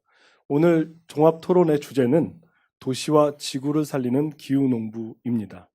네, 이 종합 토론을 위해서 어제 MC 3분과 오늘 2분의 패널이 나와 계십니다. 먼저 인사를 드리겠습니다. 예, 오늘의 종합 토론 순서는 먼저 어제 열렸던 프리 컨퍼런스의 3가지 세션에 대한 세션 진행자께서 각각 요약을 해주시고 이어서 오늘 메인 발표에 있었던 내용들을 가지고 김춘기 대표님과 K2 인터내셔널 코보리 모토무 대표님께서 논의를 해주시고 마지막으로 앞으로 기후농부의 실천 과제에 대해서 각 패널 분들의 의견을 나누는 시간으로 구성을 하도록 하겠습니다. 그럼 먼저 김진덕 대표님께서 어제 제1세션인 탄소 중립에 대해서 요약을 해주시기 바랍니다. 예, 안녕하세요. 김진덕입니다. 저는 어제 탄소 중립 세션을 맡았었는데요. 네덜란드의 이제 나디아 갈레 박사는 디지털 기술과 스마트 응용 프로그램을 활용해서 도시에 있는 나무와 각종 생물, 그리고 생물 다양성, 토양 등의 정보를 공유하고 관리하는 사물 인터넷, 아니면 자연의 인터넷에 대한 부분들을 소개해 줬고요. 미국의 뉴욕시티 파크의 그린썸 이사인 빌 롭사소 씨는 뉴욕의 550여 개의 커뮤니티 가든을 통해서 공동체와 지속 가능한 도시의 활약상을 보여주는 그린썸의 활동에 대해서 소개해 주었습니다. 또 세 번째로 발표하신 분은 메이크 소일의 조시 휘튼 대표님이었는데요. 도시가 해결해야 할 문제 중에 매립지 문제가 있는데 이 매립지에 풀이나 커피가루, 과일, 채소 등의 찌꺼기들이 유기물이 들어가지 않게끔 매립되는 것을 막고 이것을 퇴비화시켜서 흙으로 돌려보내는 활동에 대한 것을 소개했습니다. 그리고 한국의 방영훈 교수님께서는 동해등예를 이용해서 음식물 쓰레기를 원점, 그러니까 발생지에서 처리하는 연구와 사례에 대해서 소개를 해줬습니다. 1세션 탄소 중립 세션을 쭉 진행하면서 해외, 국내외 연사님들의 활동과 사례들을 좀 보면은 우리가 생각하는 도시농업이 도시의 어떤 녹지 공간을 활용해서 이산화탄소를 흡수하는 역할도 있지만은 도시에서 벌어지는 각종 유기 자원들을 재순환시켜서 탄소의 배출을 막아주는 그런 역할을 할 수 있는 아주 중요한 활동이 도시 농업이라고 생각이 들고요. 그 활동을 하는 그런 기후 농부로서의 도시 농부들의 사례들을 함께 살펴보았습니다. 네, 이상으로 1세션 소개를 마치도록 하겠습니다. 네, 김진덕 대표님 아주 자세하게 잘 요약을 해주셨습니다. 그럼 이어서 두 번째 세션의 그 진행을 맡으셨던 김성훈 대표님께 마이크를 넘기겠습니다. 그 세션 정리를 하기 전에 어저께 마이클 마운드 영상이 좀 늦게 도착해서 그거에 대한 그 짧게라도 코멘트를 좀 해주시고 세션 2를 정리해 주시면 고맙겠습니다. 네, 세션 2 MC를 맡았던 도시환경 건축가 김성훈이라고 합니다. 마이클 마운더 대표님께서 선생님께서 보내주신 자료에 의하면 저희 도시농업이 가질 수 있는 그 자연순환, 그리고 도심 내에서 순환되고 계속 이용될 수 있는 에너지 활용, 여러 가지 그런 문제에 대해서 굉장히 심도 깊게 문제를 다뤄주셨고요. 특히 인상 깊었던 부분 중에 하나는 지금 지구에서 도시가 차지하는 비율이 3%밖에 안 되지만 사실은 이 3%밖에 안 되는 그 도시에서 소비되는 그 에너지 소비량은 전체의 약 70%, 80%를 차지한다고 합니다. 그런 의미에서 도시농업은 어떻게 보면 전 세계의 생태계를 살릴 수 있는 새로운 무기다. 그런 식으로 말씀들을 많이 해주셨고요. 특히 한국의 어떤 김장 문화라든지 전통 문화, 그리고 얼마 전에 열렸던 마세방주 이런 여러 행사에도 깊은 관심을 가진 것에 대해서 굉장히 인상 깊게 보았습니다. 이상입니다. 네, 감사합니다. 예, 세 번째 세션에 대해서 우리 백혜숙 위원님께서 정리를 좀 해주시기 바랍니다. 네, 안녕하세요. 백혜숙입니다. 세 번째 세션을 맡아서 진행을 했었는데요. 오늘의 국제 컨퍼런스가 기후위기에 대응하고 기후변화의 속도를 늦추거나 안정화시키기 위해서는 우리 모두가 기후농부가 되어 적극적인 기후 경작을 해야 하는데요. 도시에서 기후농부가 되는 방법은 무엇일까라는 고민에서 시작이 됐습니다. 그래서 제가 맡은 세 번째 세션, 지속 가능한 먹거리 체계에 대한 사례를 세 가지 발표를 해주셨는데요. 일본 내리마구 같은 경우는 이 도시농업의 지속 가능성을 위해서 내리마구산 농산물을 판매하는 직매소 운영하는 방안, 내리마산 농산물을 학교급식 또는 지역에 있는 음식에서 사용하도록 하고 농부의 시장을 개최하면서 이 로컬 푸드와 연계된 사례를 이야기해 주셨습니다. 그러면서 기후위기 시대에 이 도시의 지속 가능성과 풍요로운 생활을 영위할 수 있다는 메시지도 함께 전해주셨습니다.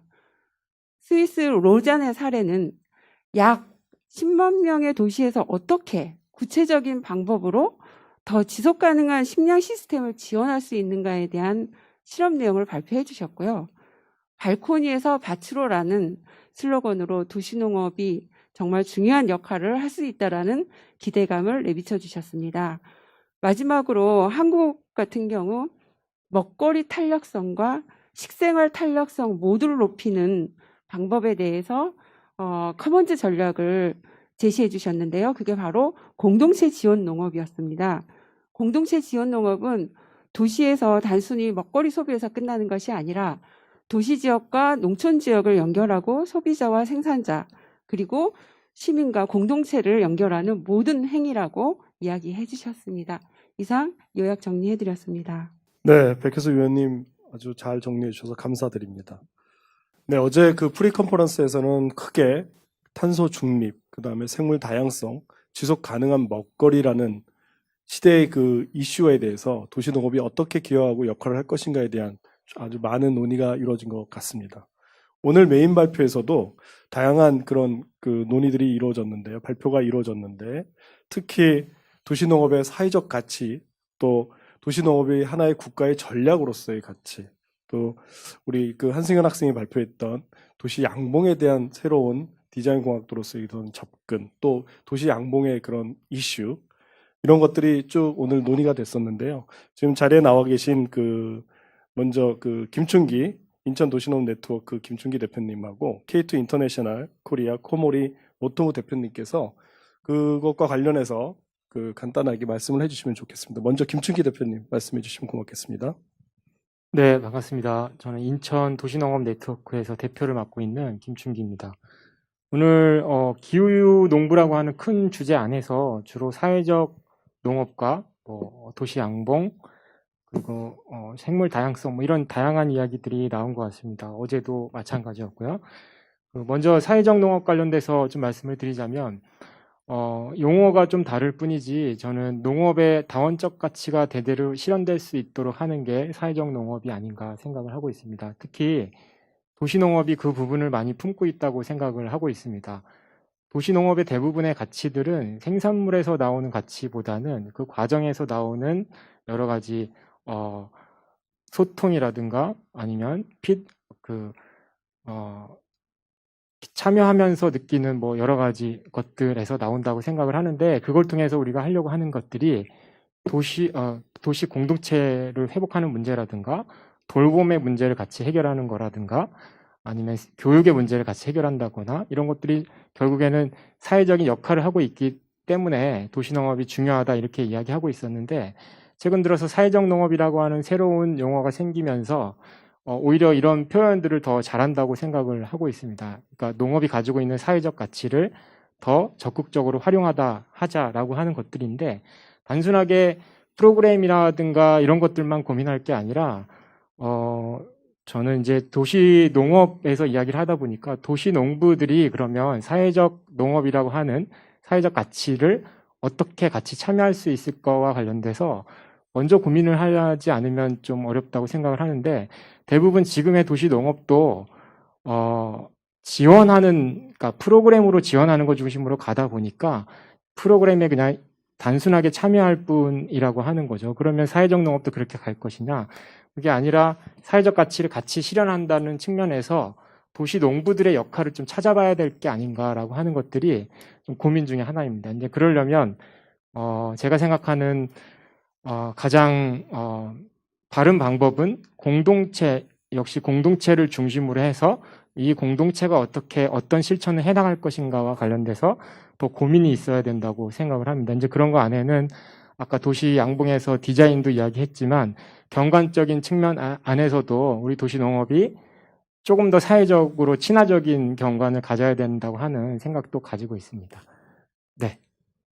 예, 감사합니다. 그 도시농업의 사회적 가치를 단순한 참여보다는 실질적인 실천하고 또 도시농부의 역할론적 측면에서 공동체의 중요성을 다시 한번 강조해 주셨습니다. 오늘 귀하게 모신 분이 한 분 계십니다. 코모리 모토무 대표님이신데요. 이분이 굉장히 특이한 이력을 갖고 계십니다. 일본 분이신데 한국에 오신 지 한 8년 정도 되셨다고 하는데 한국에 오셔서 다양한 도시농업을 매개로 한 어떤 사회적 활동을 하고 계시는 사회적 기업 대표님이십니다. 그러한 사례에 대해서 대표님께서 간단히 소개해 주시고 또 한국 도시농업에 대해서 서울 도시농업에 대해서 또 의견이 있으시면 말씀해 주시면 고맙겠습니다.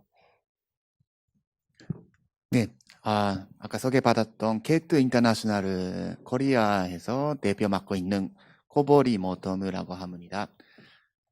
저는 아예 도시농업적으로 전문가는 아니고요.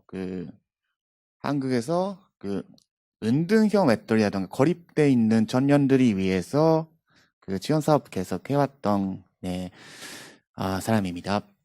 8년 전에부터 한국에 와서 건던 생활, 쉐어하우스에서 같이 청년들이랑 계속 살아왔습니다. 저희 8년 전에 서울시에서 지원받고 옥산 농업 아주 짧게 작은 규모로 시작했고요. 계속 지금도 저희 집에 쉐어하우스 옥상에서 도시농업은 계속 해왔습니다. 저희 친구들이, 저희 학생 청년들이 한 15명 정도 같이 살고 있는데, 같이 야채도 키우고, 매달에 한 번씩이라던가 옥산 파티 들고 지역 주민들이랑 같이 식사도 하고, 저희가 키웠던 야채 쓰고, 요리도 같이 하고, 그런 모임 계속 해왔습니다. 저희 쪽에 오는 청년들이 어떻게 보면 사회에서 고립돼 있는 제공 잘 못한 그렇게 청년들인데, 그런 청년들이 어떤 거 가장 필요할까라고 생각할 때 아까도 말씀했지만 저희 또 공동체가 필요하다고 생각합니다. 코로나 바이러스 때문에 지금 취업률도 올라가서 고립돼 있는 청년들이 많아졌다고 많이 들었습니다. 이제 정말 지금 도시농업 통해서 그런 커뮤니티 활성에 위해서 많이 같이 활동하고 싶고, 그런 거 진짜 필요한다고 생각하고, 오늘은 들었던 이야기 중에 인상 깊었던 거는 콘센라는 키워드로 다시 한번 농업라는 도시에서 옆에 어떤 사람이 살고 있는지도 모르는 그런 사회에서 벗어나서 같이 도시농업 통해서 건생하는 사회 만들 수 있으면 너무 좋지 않을까라는 생각이 오늘은 들었습니다. 감사합니다. 네, 코모리 모토무 대표님 감사합니다. 한국에 와서, 그죠? 한국에 이렇게 은둔형 외톨이들을 위한 어떤 그런 기회, 그분들에 대한 도움을 주고 이런 활동을 하시는 그런 가치를 생각하면서 굉장히 용기 있고 굉장히 의미 있는 일을 하고 계신다라는 생각이 들고, 앞으로도 계속해서 응원을 드리도록 하겠습니다. 앞서서 잠깐 세션 2 진행을 하다가 제가 아까 김소연 대표님께서 마이클 마운더 영상만 소개를 했는데요. 나머지 세션에 대해서도, 나머지 주제에 대해서 간단하게 소개해 주시면 고맙겠습니다. 네.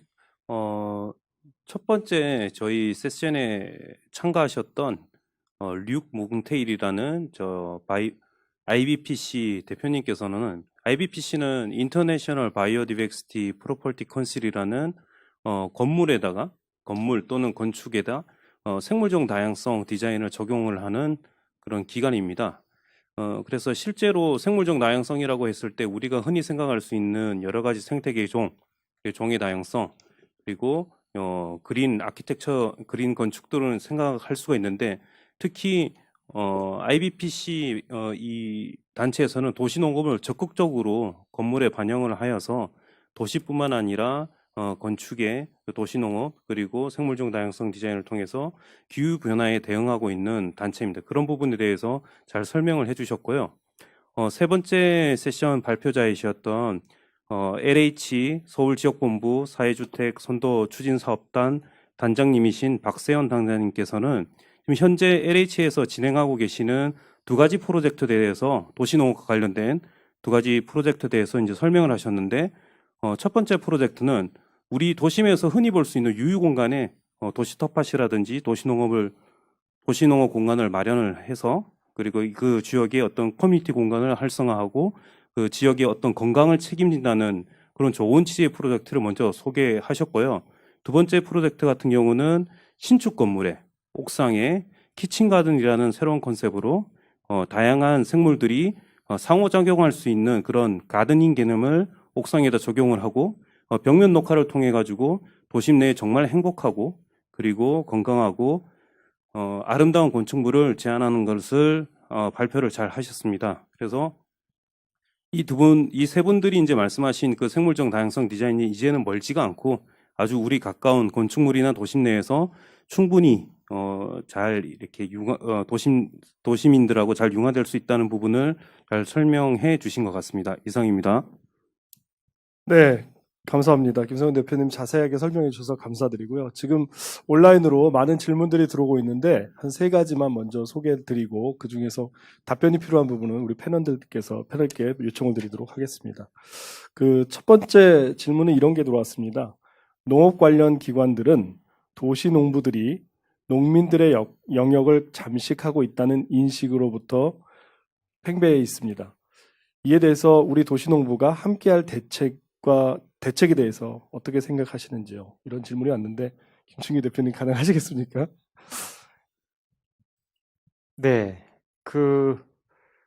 지금까지 많은 우려가 있었는데 아직 10년이 지났는데도 계속 그런 이야기들이 나오는 것 같습니다. 사실 도시농업의 출발점은 농업을 도시민들한테 알리고 농업을 중심으로 한 생활 문화라든가 이런 것들을 확산시키기 위해서 시작을 한 건데 겉으로 보이는 거는 텃밭을 만들어서 직접 뭔가 도시민들이 직접 생산을 하다 보니까 농민들의 어느 수익이라든가 이런 것들을 해야 하는 행위가 아닌가. 또 농업인들이나 농민에게 들어가야 될 지원책이 도시민들이 직접 길러먹는 거에 가는 거 아닌가 하는 우려가 있습니다. 그래서 오늘 이야기한 여러 가지 주제와 맞물려서 사실은 도시농업이 텃밭에서 뭔가를 생산하는 걸 중심으로 해서 고민되기보다는 사회적인 역할이라든가 지구라든가 도시의 환경을 높이는 기능으로서의 이런 사회적 기능을 더 많이 이야기해야 되는 거 아닌가라고 하는 게 도시농업 쪽에서는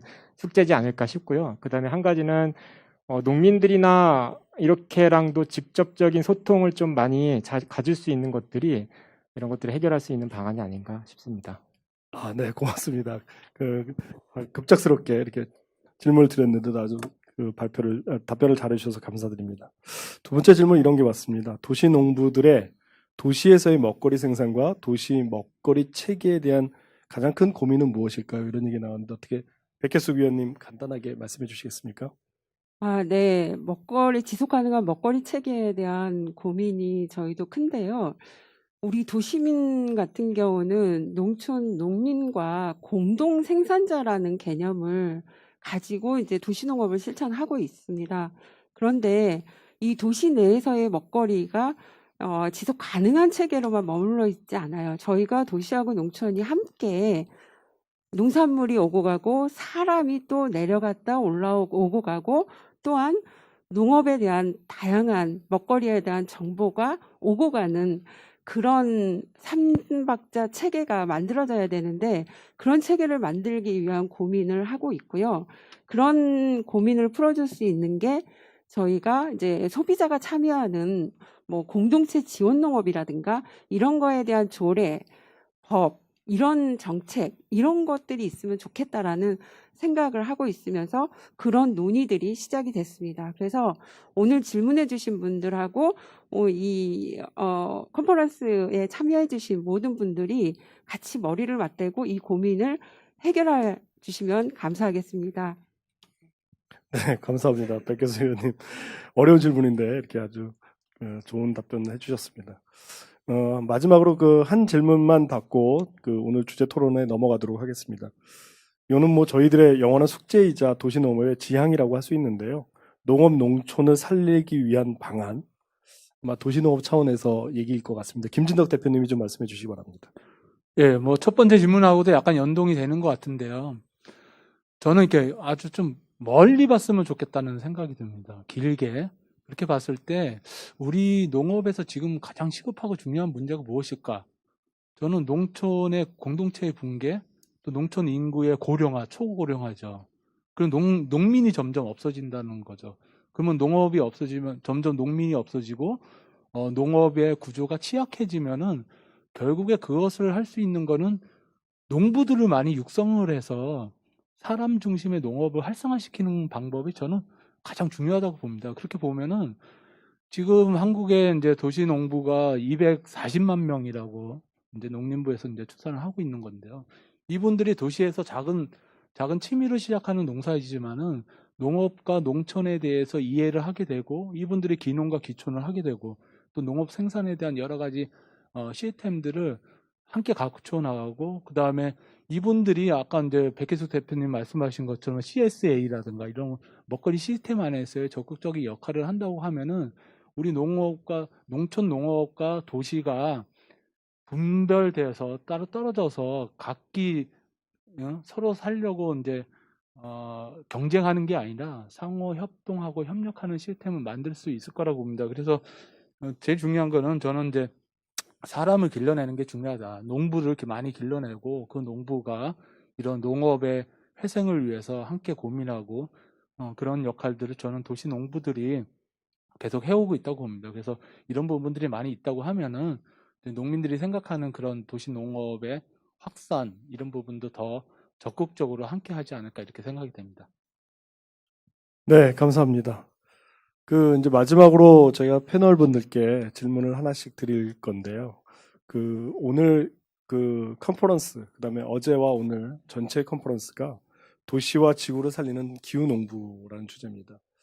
예, 기후농부가 어떤 일을 해야 되고 어떤 생각과 어떤 마음으로 진행을 해야 될지, 운영을 해야 될지는 우리가 어저께 주제로 다뤘던 탄소 중립이나 생물 다양성이나 지속 가능한 먹거리 체계라는 차원에서의 그 역할을 우리가 새롭게 조명을 해 봤는데요. 그렇다면 앞으로 이런 기후농부로서 앞으로 우리가 도시농부가 실천해야 될 과제들은 어떤 게 있을지 한번 패널 분들께서 간단하게 한마디씩 해주시면 고맙겠습니다. 먼저 김진덕 대표님부터 이렇게 하겠습니다. 예, 저희 이제 탄소 중립에서는 이제 어떤 이제 그 자원순환 이런 부분에 대해서 많이 얘기했는데요. 저는 기후 위기 안에서 도시농업이 갖고 있는 역할은 시민들에게 기후 감수성을 계속 자극시킨다라고 하는 겁니다.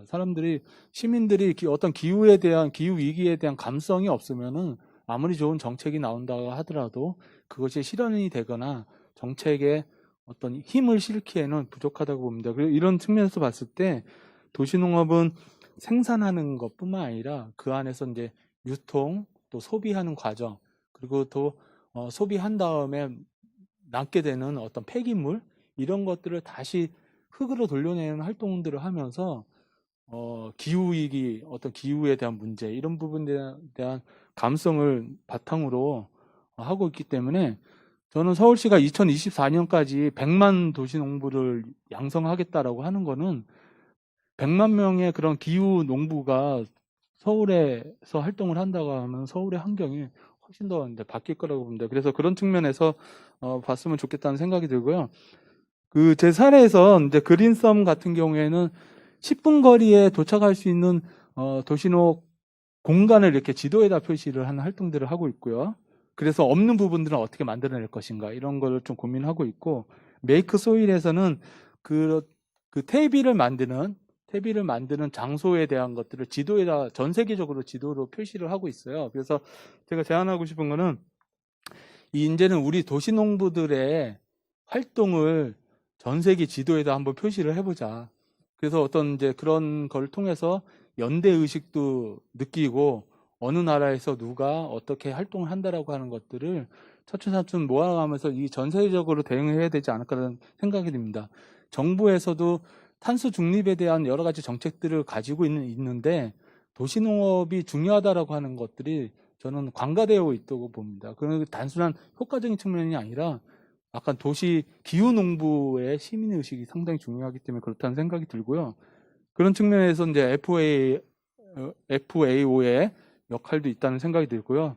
그래서 시티 파머인 이제 마이클 레빈스턴 이제 기조발전 하셨는데요. 그분께서도 이제 이런 적극적인 연대 활동을 해서 좀 도시농부들의 국제 연대 활동, 그다음에 그런 것들 통한 전 세계적인 기후농부의 흐름 이런 것들을 만들어 나가는 것이 필요하지 않을까 이렇게 생각합니다. 네, 감사합니다.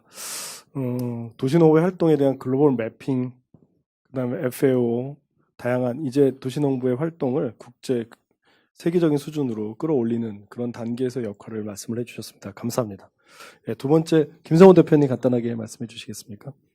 예, 조금 전에 말씀하셨던 김진덕 대표님하고 굉장히 많이 동감을 하는데 저희가 이제 기후 변화에 대해서 시민들뿐만 아니라 모든 이제 정책하시는 분들, 심지어 저 같은 이제 건축가까지 거기에 대해서 굉장히 위기 의식을 가지고 같이 참여 의식을 가지는 게 굉장히 중요하다고 생각을 합니다. 저는 아무래도 이제 건축가이다 보니까 건축가 입장에서 어떤 식으로 도시농업이 건축에 반영이 돼서 그리고 저희가 지금 생각하고 있는 기후 변화에 대해서 대응할 수 있는 그런 솔루션을 어떻게 하면 제공할까 굉장히 지금도 많이 고민을 하고 있는데요. 실제로 생물종 다양성 디자인 섹션에서 저희 세 번째 파트 LH의 사회주택 시범 추진단에서 말씀하신 것 같이 저희가 지금 사회주택이라든지 일반적인 공공건축물의 유휴 공간들이 굉장히 많습니다. 특히 대한민국 같은 경우는 다른 유럽하고 틀려서 지붕이라든지 이런 부분들이 충분히 쓸 수 있는 공간들이 많고 유휴 공간이 많아서 이런 부분에 도시농업이라든지 아니면 생물종 다양성 디자인이 적용된 어떤 유휴 공간을 만들고 새로운 생명력이 넘치는 공간을 만든다면 이거 자체가 조금씩 모여서 정말 저희 동네를 윤택하게 만들고 그리고 붕괴된 어떤 커뮤니티나 그런 가치들을 살릴 수 있다고 생각을 합니다. 그래서 기존의 어떤 콘크리트 회색 건물이 아니라 정말로 도시농업이 아주 멋있게 발현할 수 있는 그런 생물종 다양성 디자인이 가득 넘치는 대한민국을 한번 꿈꾸면서 말씀 마치도록 하겠습니다. 이상입니다. 네, 도시 건축가로서 어떤 도시 건축, 생물 다양성을 확보할 수 있는 다양한 그런 유휴 공간을 창출해내는 그런 새로운 도시 계획 차원에서의 말씀을 해주셨습니다. 고맙습니다. 예, 다음은 우리 김충기 대표님께서 간단히 말씀해 주시기 바랍니다. 네, 물론 비슷한 이야기일 것 같습니다. 저는 탄소 농사를 짓자라고 하는 구체적인 실천이 좀 필요하다고 생각을 하는데요. 대부분의 도시 농부들이 본인의 건강 때문에라도 유기농으로 농사를 지으려고 합니다. 근데 저희가 이제 교육할 때 항상 강조하는 건데 아까 말씀하셨듯이 퇴비를 만들어서 흙을 살리는 운동 이렇게도 이야기를 많이 하는데 지금 기후위기 시대에서는 저는 이 포인트도 탄소에 중점을 둬서 실천을 좀 고민해야 되지 않는가라고 하는 겁니다.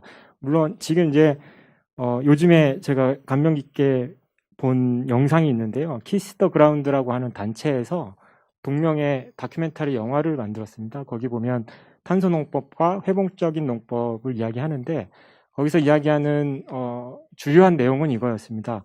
대기 중에 있는 탄소와 지상에 있는 탄소를 다 합해도 토양 속에 있는 탄소보다 적다고 이야기를 하고 있거든요. 그런데 농사 짓는 방법에 따라서 그 토양 속의 탄소를 얼마나 많이 가둘 수 있느냐 이런 이야기를 하면서 구체적으로 농사법을 바꿔내서 대기 중의 탄소를 토양 속에 집어넣자라고 하는 구체적인 실천을 이야기하는데 이런 이야기를 하게 되면 도시농부들도 본인이 유기농으로 하는 것 자체가 개인만을 위한 운동이 아니라 전체 모두를 위한 살림과 건강 이런 것들까지 같이 연결가 된다고 생각을 할 수가 있고요. 그 다음에 이런 거에 있어서 무엇보다 저는 기후위기의 가장 큰 당사자 그리고 민감성이 감수성이 제일 큰 대상은 아이들, 그러니까 미래 세대라고 생각을 하거든요. 그래서 도시농업이 미래 세대를 위한 도시농업이 되지 않으면 기후위기, 기후농부 아무리 이야기해도 저는 그 큰 위기감을 느끼지 못할 거라고 생각을 합니다. 그래서 미래 세대와 공동체를 위한 기후농부의 실천을 만들어가는 게 필요할 것 같습니다. 네, 감사합니다. 탄소 농사라는 말이 굉장히 인상 깊고 또 미래 세대를 위한 그리고 공동체의 그런 역할 그런 측면에서의 기후 농부들의 실천 과제로 삼은 것이 굉장히 인상 깊습니다. 예, 다음은 코모리 모토무 대표님께서도 간단하게 앞으로 이 기후 농부와 관련해서 어떻게 실천해 가야 될지 간단하게 말씀해 주시고 바라겠습니다. 네. 저는 전문적인 거는 잘 많이 배워야 되는 것 같은데 아무래도 지금 그 지역 사회랑 연결의 거리 만드는 가장 쉬운 방법이 하나가 그런 도시 농업이라고도 생각하고 네. 뭔가 사회적으로 그런 도시 농업 그냥 옥상에서라던가 베란다에서 농업하는 것도 정말 소중한 일이다라고 느낄 수 있는 그런 사회적 인식 바뀔 수 있으면 더 좋지 않을까라는 생각이 또 합니다. 네, 조금 그렇습니다. 네, 감사합니다. 아마 지역사회와 관련된 일을 하고 계시기 때문에 그것을 연결시킬 수 있는 매개로서 도시농업의 그 중요한 가치가 있다고 말씀을 하셨고, 그것을 좀 더 그 지역사회를 위한 도시농업의 그런 그 역할론을 말씀해 주시려고 하신 것 같습니다. 예, 마지막으로 백혜숙 위원님, 네, 이번 우리 컨퍼런스의 메인 키워드가 기후농부인데 기후농부를 제창해 주신 분이십니다. 마무리 좀 해주시기 바랍니다. 네. 저는 이 기후농부 프로젝트를 하나의 액션 플랜으로 모든 세계 각 도시에서 하나씩 실천하고 내년도 국제 컨퍼런스에 그 실천한 내용들을 서로 공유하는 그런 하나의 약속을 하면 어떨까. 그러면서 그런 과정을 통해서 포스트 코로나 시대에 이제는 진화된 공동체가 필요하다라는 생각으로 그런 액션 플랜이 진행됐으면 좋겠다라는 제안을 해봅니다. 우리 서울 같은 경우는요, 바로 12월에 액션 플랜으로 우리 토종씨앗 나눔 행사를 개최할 예정이고요. 서울에는 400개의 마을부엌이 있습니다. 그리고 향후 도시농업 공동체가 100개로 늘어나게 됩니다. 이런 로컬의 가치가 중요해지기 때문에 이 로컬 그룹 사회적 경제 그리고 우리 도시농업 공동체들이 같이 힘을 모아서 기후농부 프로젝트를 진행하게 된다라고 하면은 더욱더 우리가 기후위기에 대응하는 모두가 기후농부가 되는 그런 날이 올 것 같습니다. 감사합니다. 네, 굉장히 큰 그림으로 빅픽처를 보여주신 것 같습니다. 그래서 단순한 그 워딩에서 끝나는 게 아니라 다양한 지금 우리가 준비하고 있는 여러 사회 또는 관련된 행정과 관련된 모든 부분들을 다 엮어서 하나의 그런 기후농부 프로젝트화 했으면 좋겠다는 이런 말씀을 해주셨습니다. 어제 오늘 우리가 논의를 하면서 탄소 중립에 대한 얘기, 생물 다양성에 대한 얘기, 그다음에 지속 가능한 먹거리 체제에서의 도시농업의 역할 이런 얘기를 했고, 오늘은 특히나 도시농업의 사회적 가치에 대해서 얘기했고, 또 도시나 국가에서의 전략으로서 도시농업의 중요성을 얘기를 했고, 또 비온로 대표 같은 경우에는 새로운 어떤 일자리 창출까지 연결된 도시농업에 대한 얘기를 했는데요. 이러한 얘기들을 정리해 보면 이런 것 같습니다. 지금의 도시농부들의 역할을 좀 더 바꿔야 되지 않을까라는 생각이고요. 도시농부가 이제는 단순한 개인적 또는 지역적 그런 범위에서 넘어서서 도시와 지구를 생각하고 거기서 도시농업을 실천하는 기후농부로서의 어떤 역할의 전환점이 돼야 되지 않나 이런 생각이 들고, 그 전환점에 있어서의 다양한 실천 과제들을 오늘 패널분들께서 제시해 준 것 같습니다. 저희가 사실은 이번에 코로나 사태 이전에 국제 컨퍼런스를 준비하면서 세계 농부대회를 한국에서 서울에서 개최를 하려고 했었습니다. 그것이 이제 온라인 시스템, 온라인상으로 바뀌었는데요. 오히려 온라인으로 우리가 기후농부라는 그런 프로젝트를 통해서 국제사회와 다시 만나는, 그리고 국제의 글로벌 네트워킹을 만드는 그런 자리가 됐으면 좋겠다는 생각을 합니다. 그럼 이것으로 오늘 종합 토론을 마치도록 하겠습니다. 예. 어제와 오늘 26일, 27일 이틀간 진행했던 컨퍼런스를 통해서 우리가 기후농부에 대한 정리를 좀 해봤습니다. 기후농부를 저희는 어떻게 정리를 했느냐면, 도시와 농촌에서 도시농업을 실천하면서 탄소 중립에 기여하고 생물 다양성을 더욱 증진시키고 또 지속가능한 먹거리 체계 구축에 기여하는 모든 활동하는 모든 사람들을 우리가 기후농부라고 정의를 했습니다. 이제 여러분 우리 다 함께 기후농부가 되지 않으시겠습니까? 그럼 이것으로 도시와 지구를 살리는 기후농부 2020 서울 도시농업 국제 컨퍼런스를 마치도록 하겠습니다. 수고해 주신 발표자분들과 패널 분들, 그 다음에 끝까지 시청해주신 모든 참가자분들께 진심으로 감사를 드립니다. 감사합니다.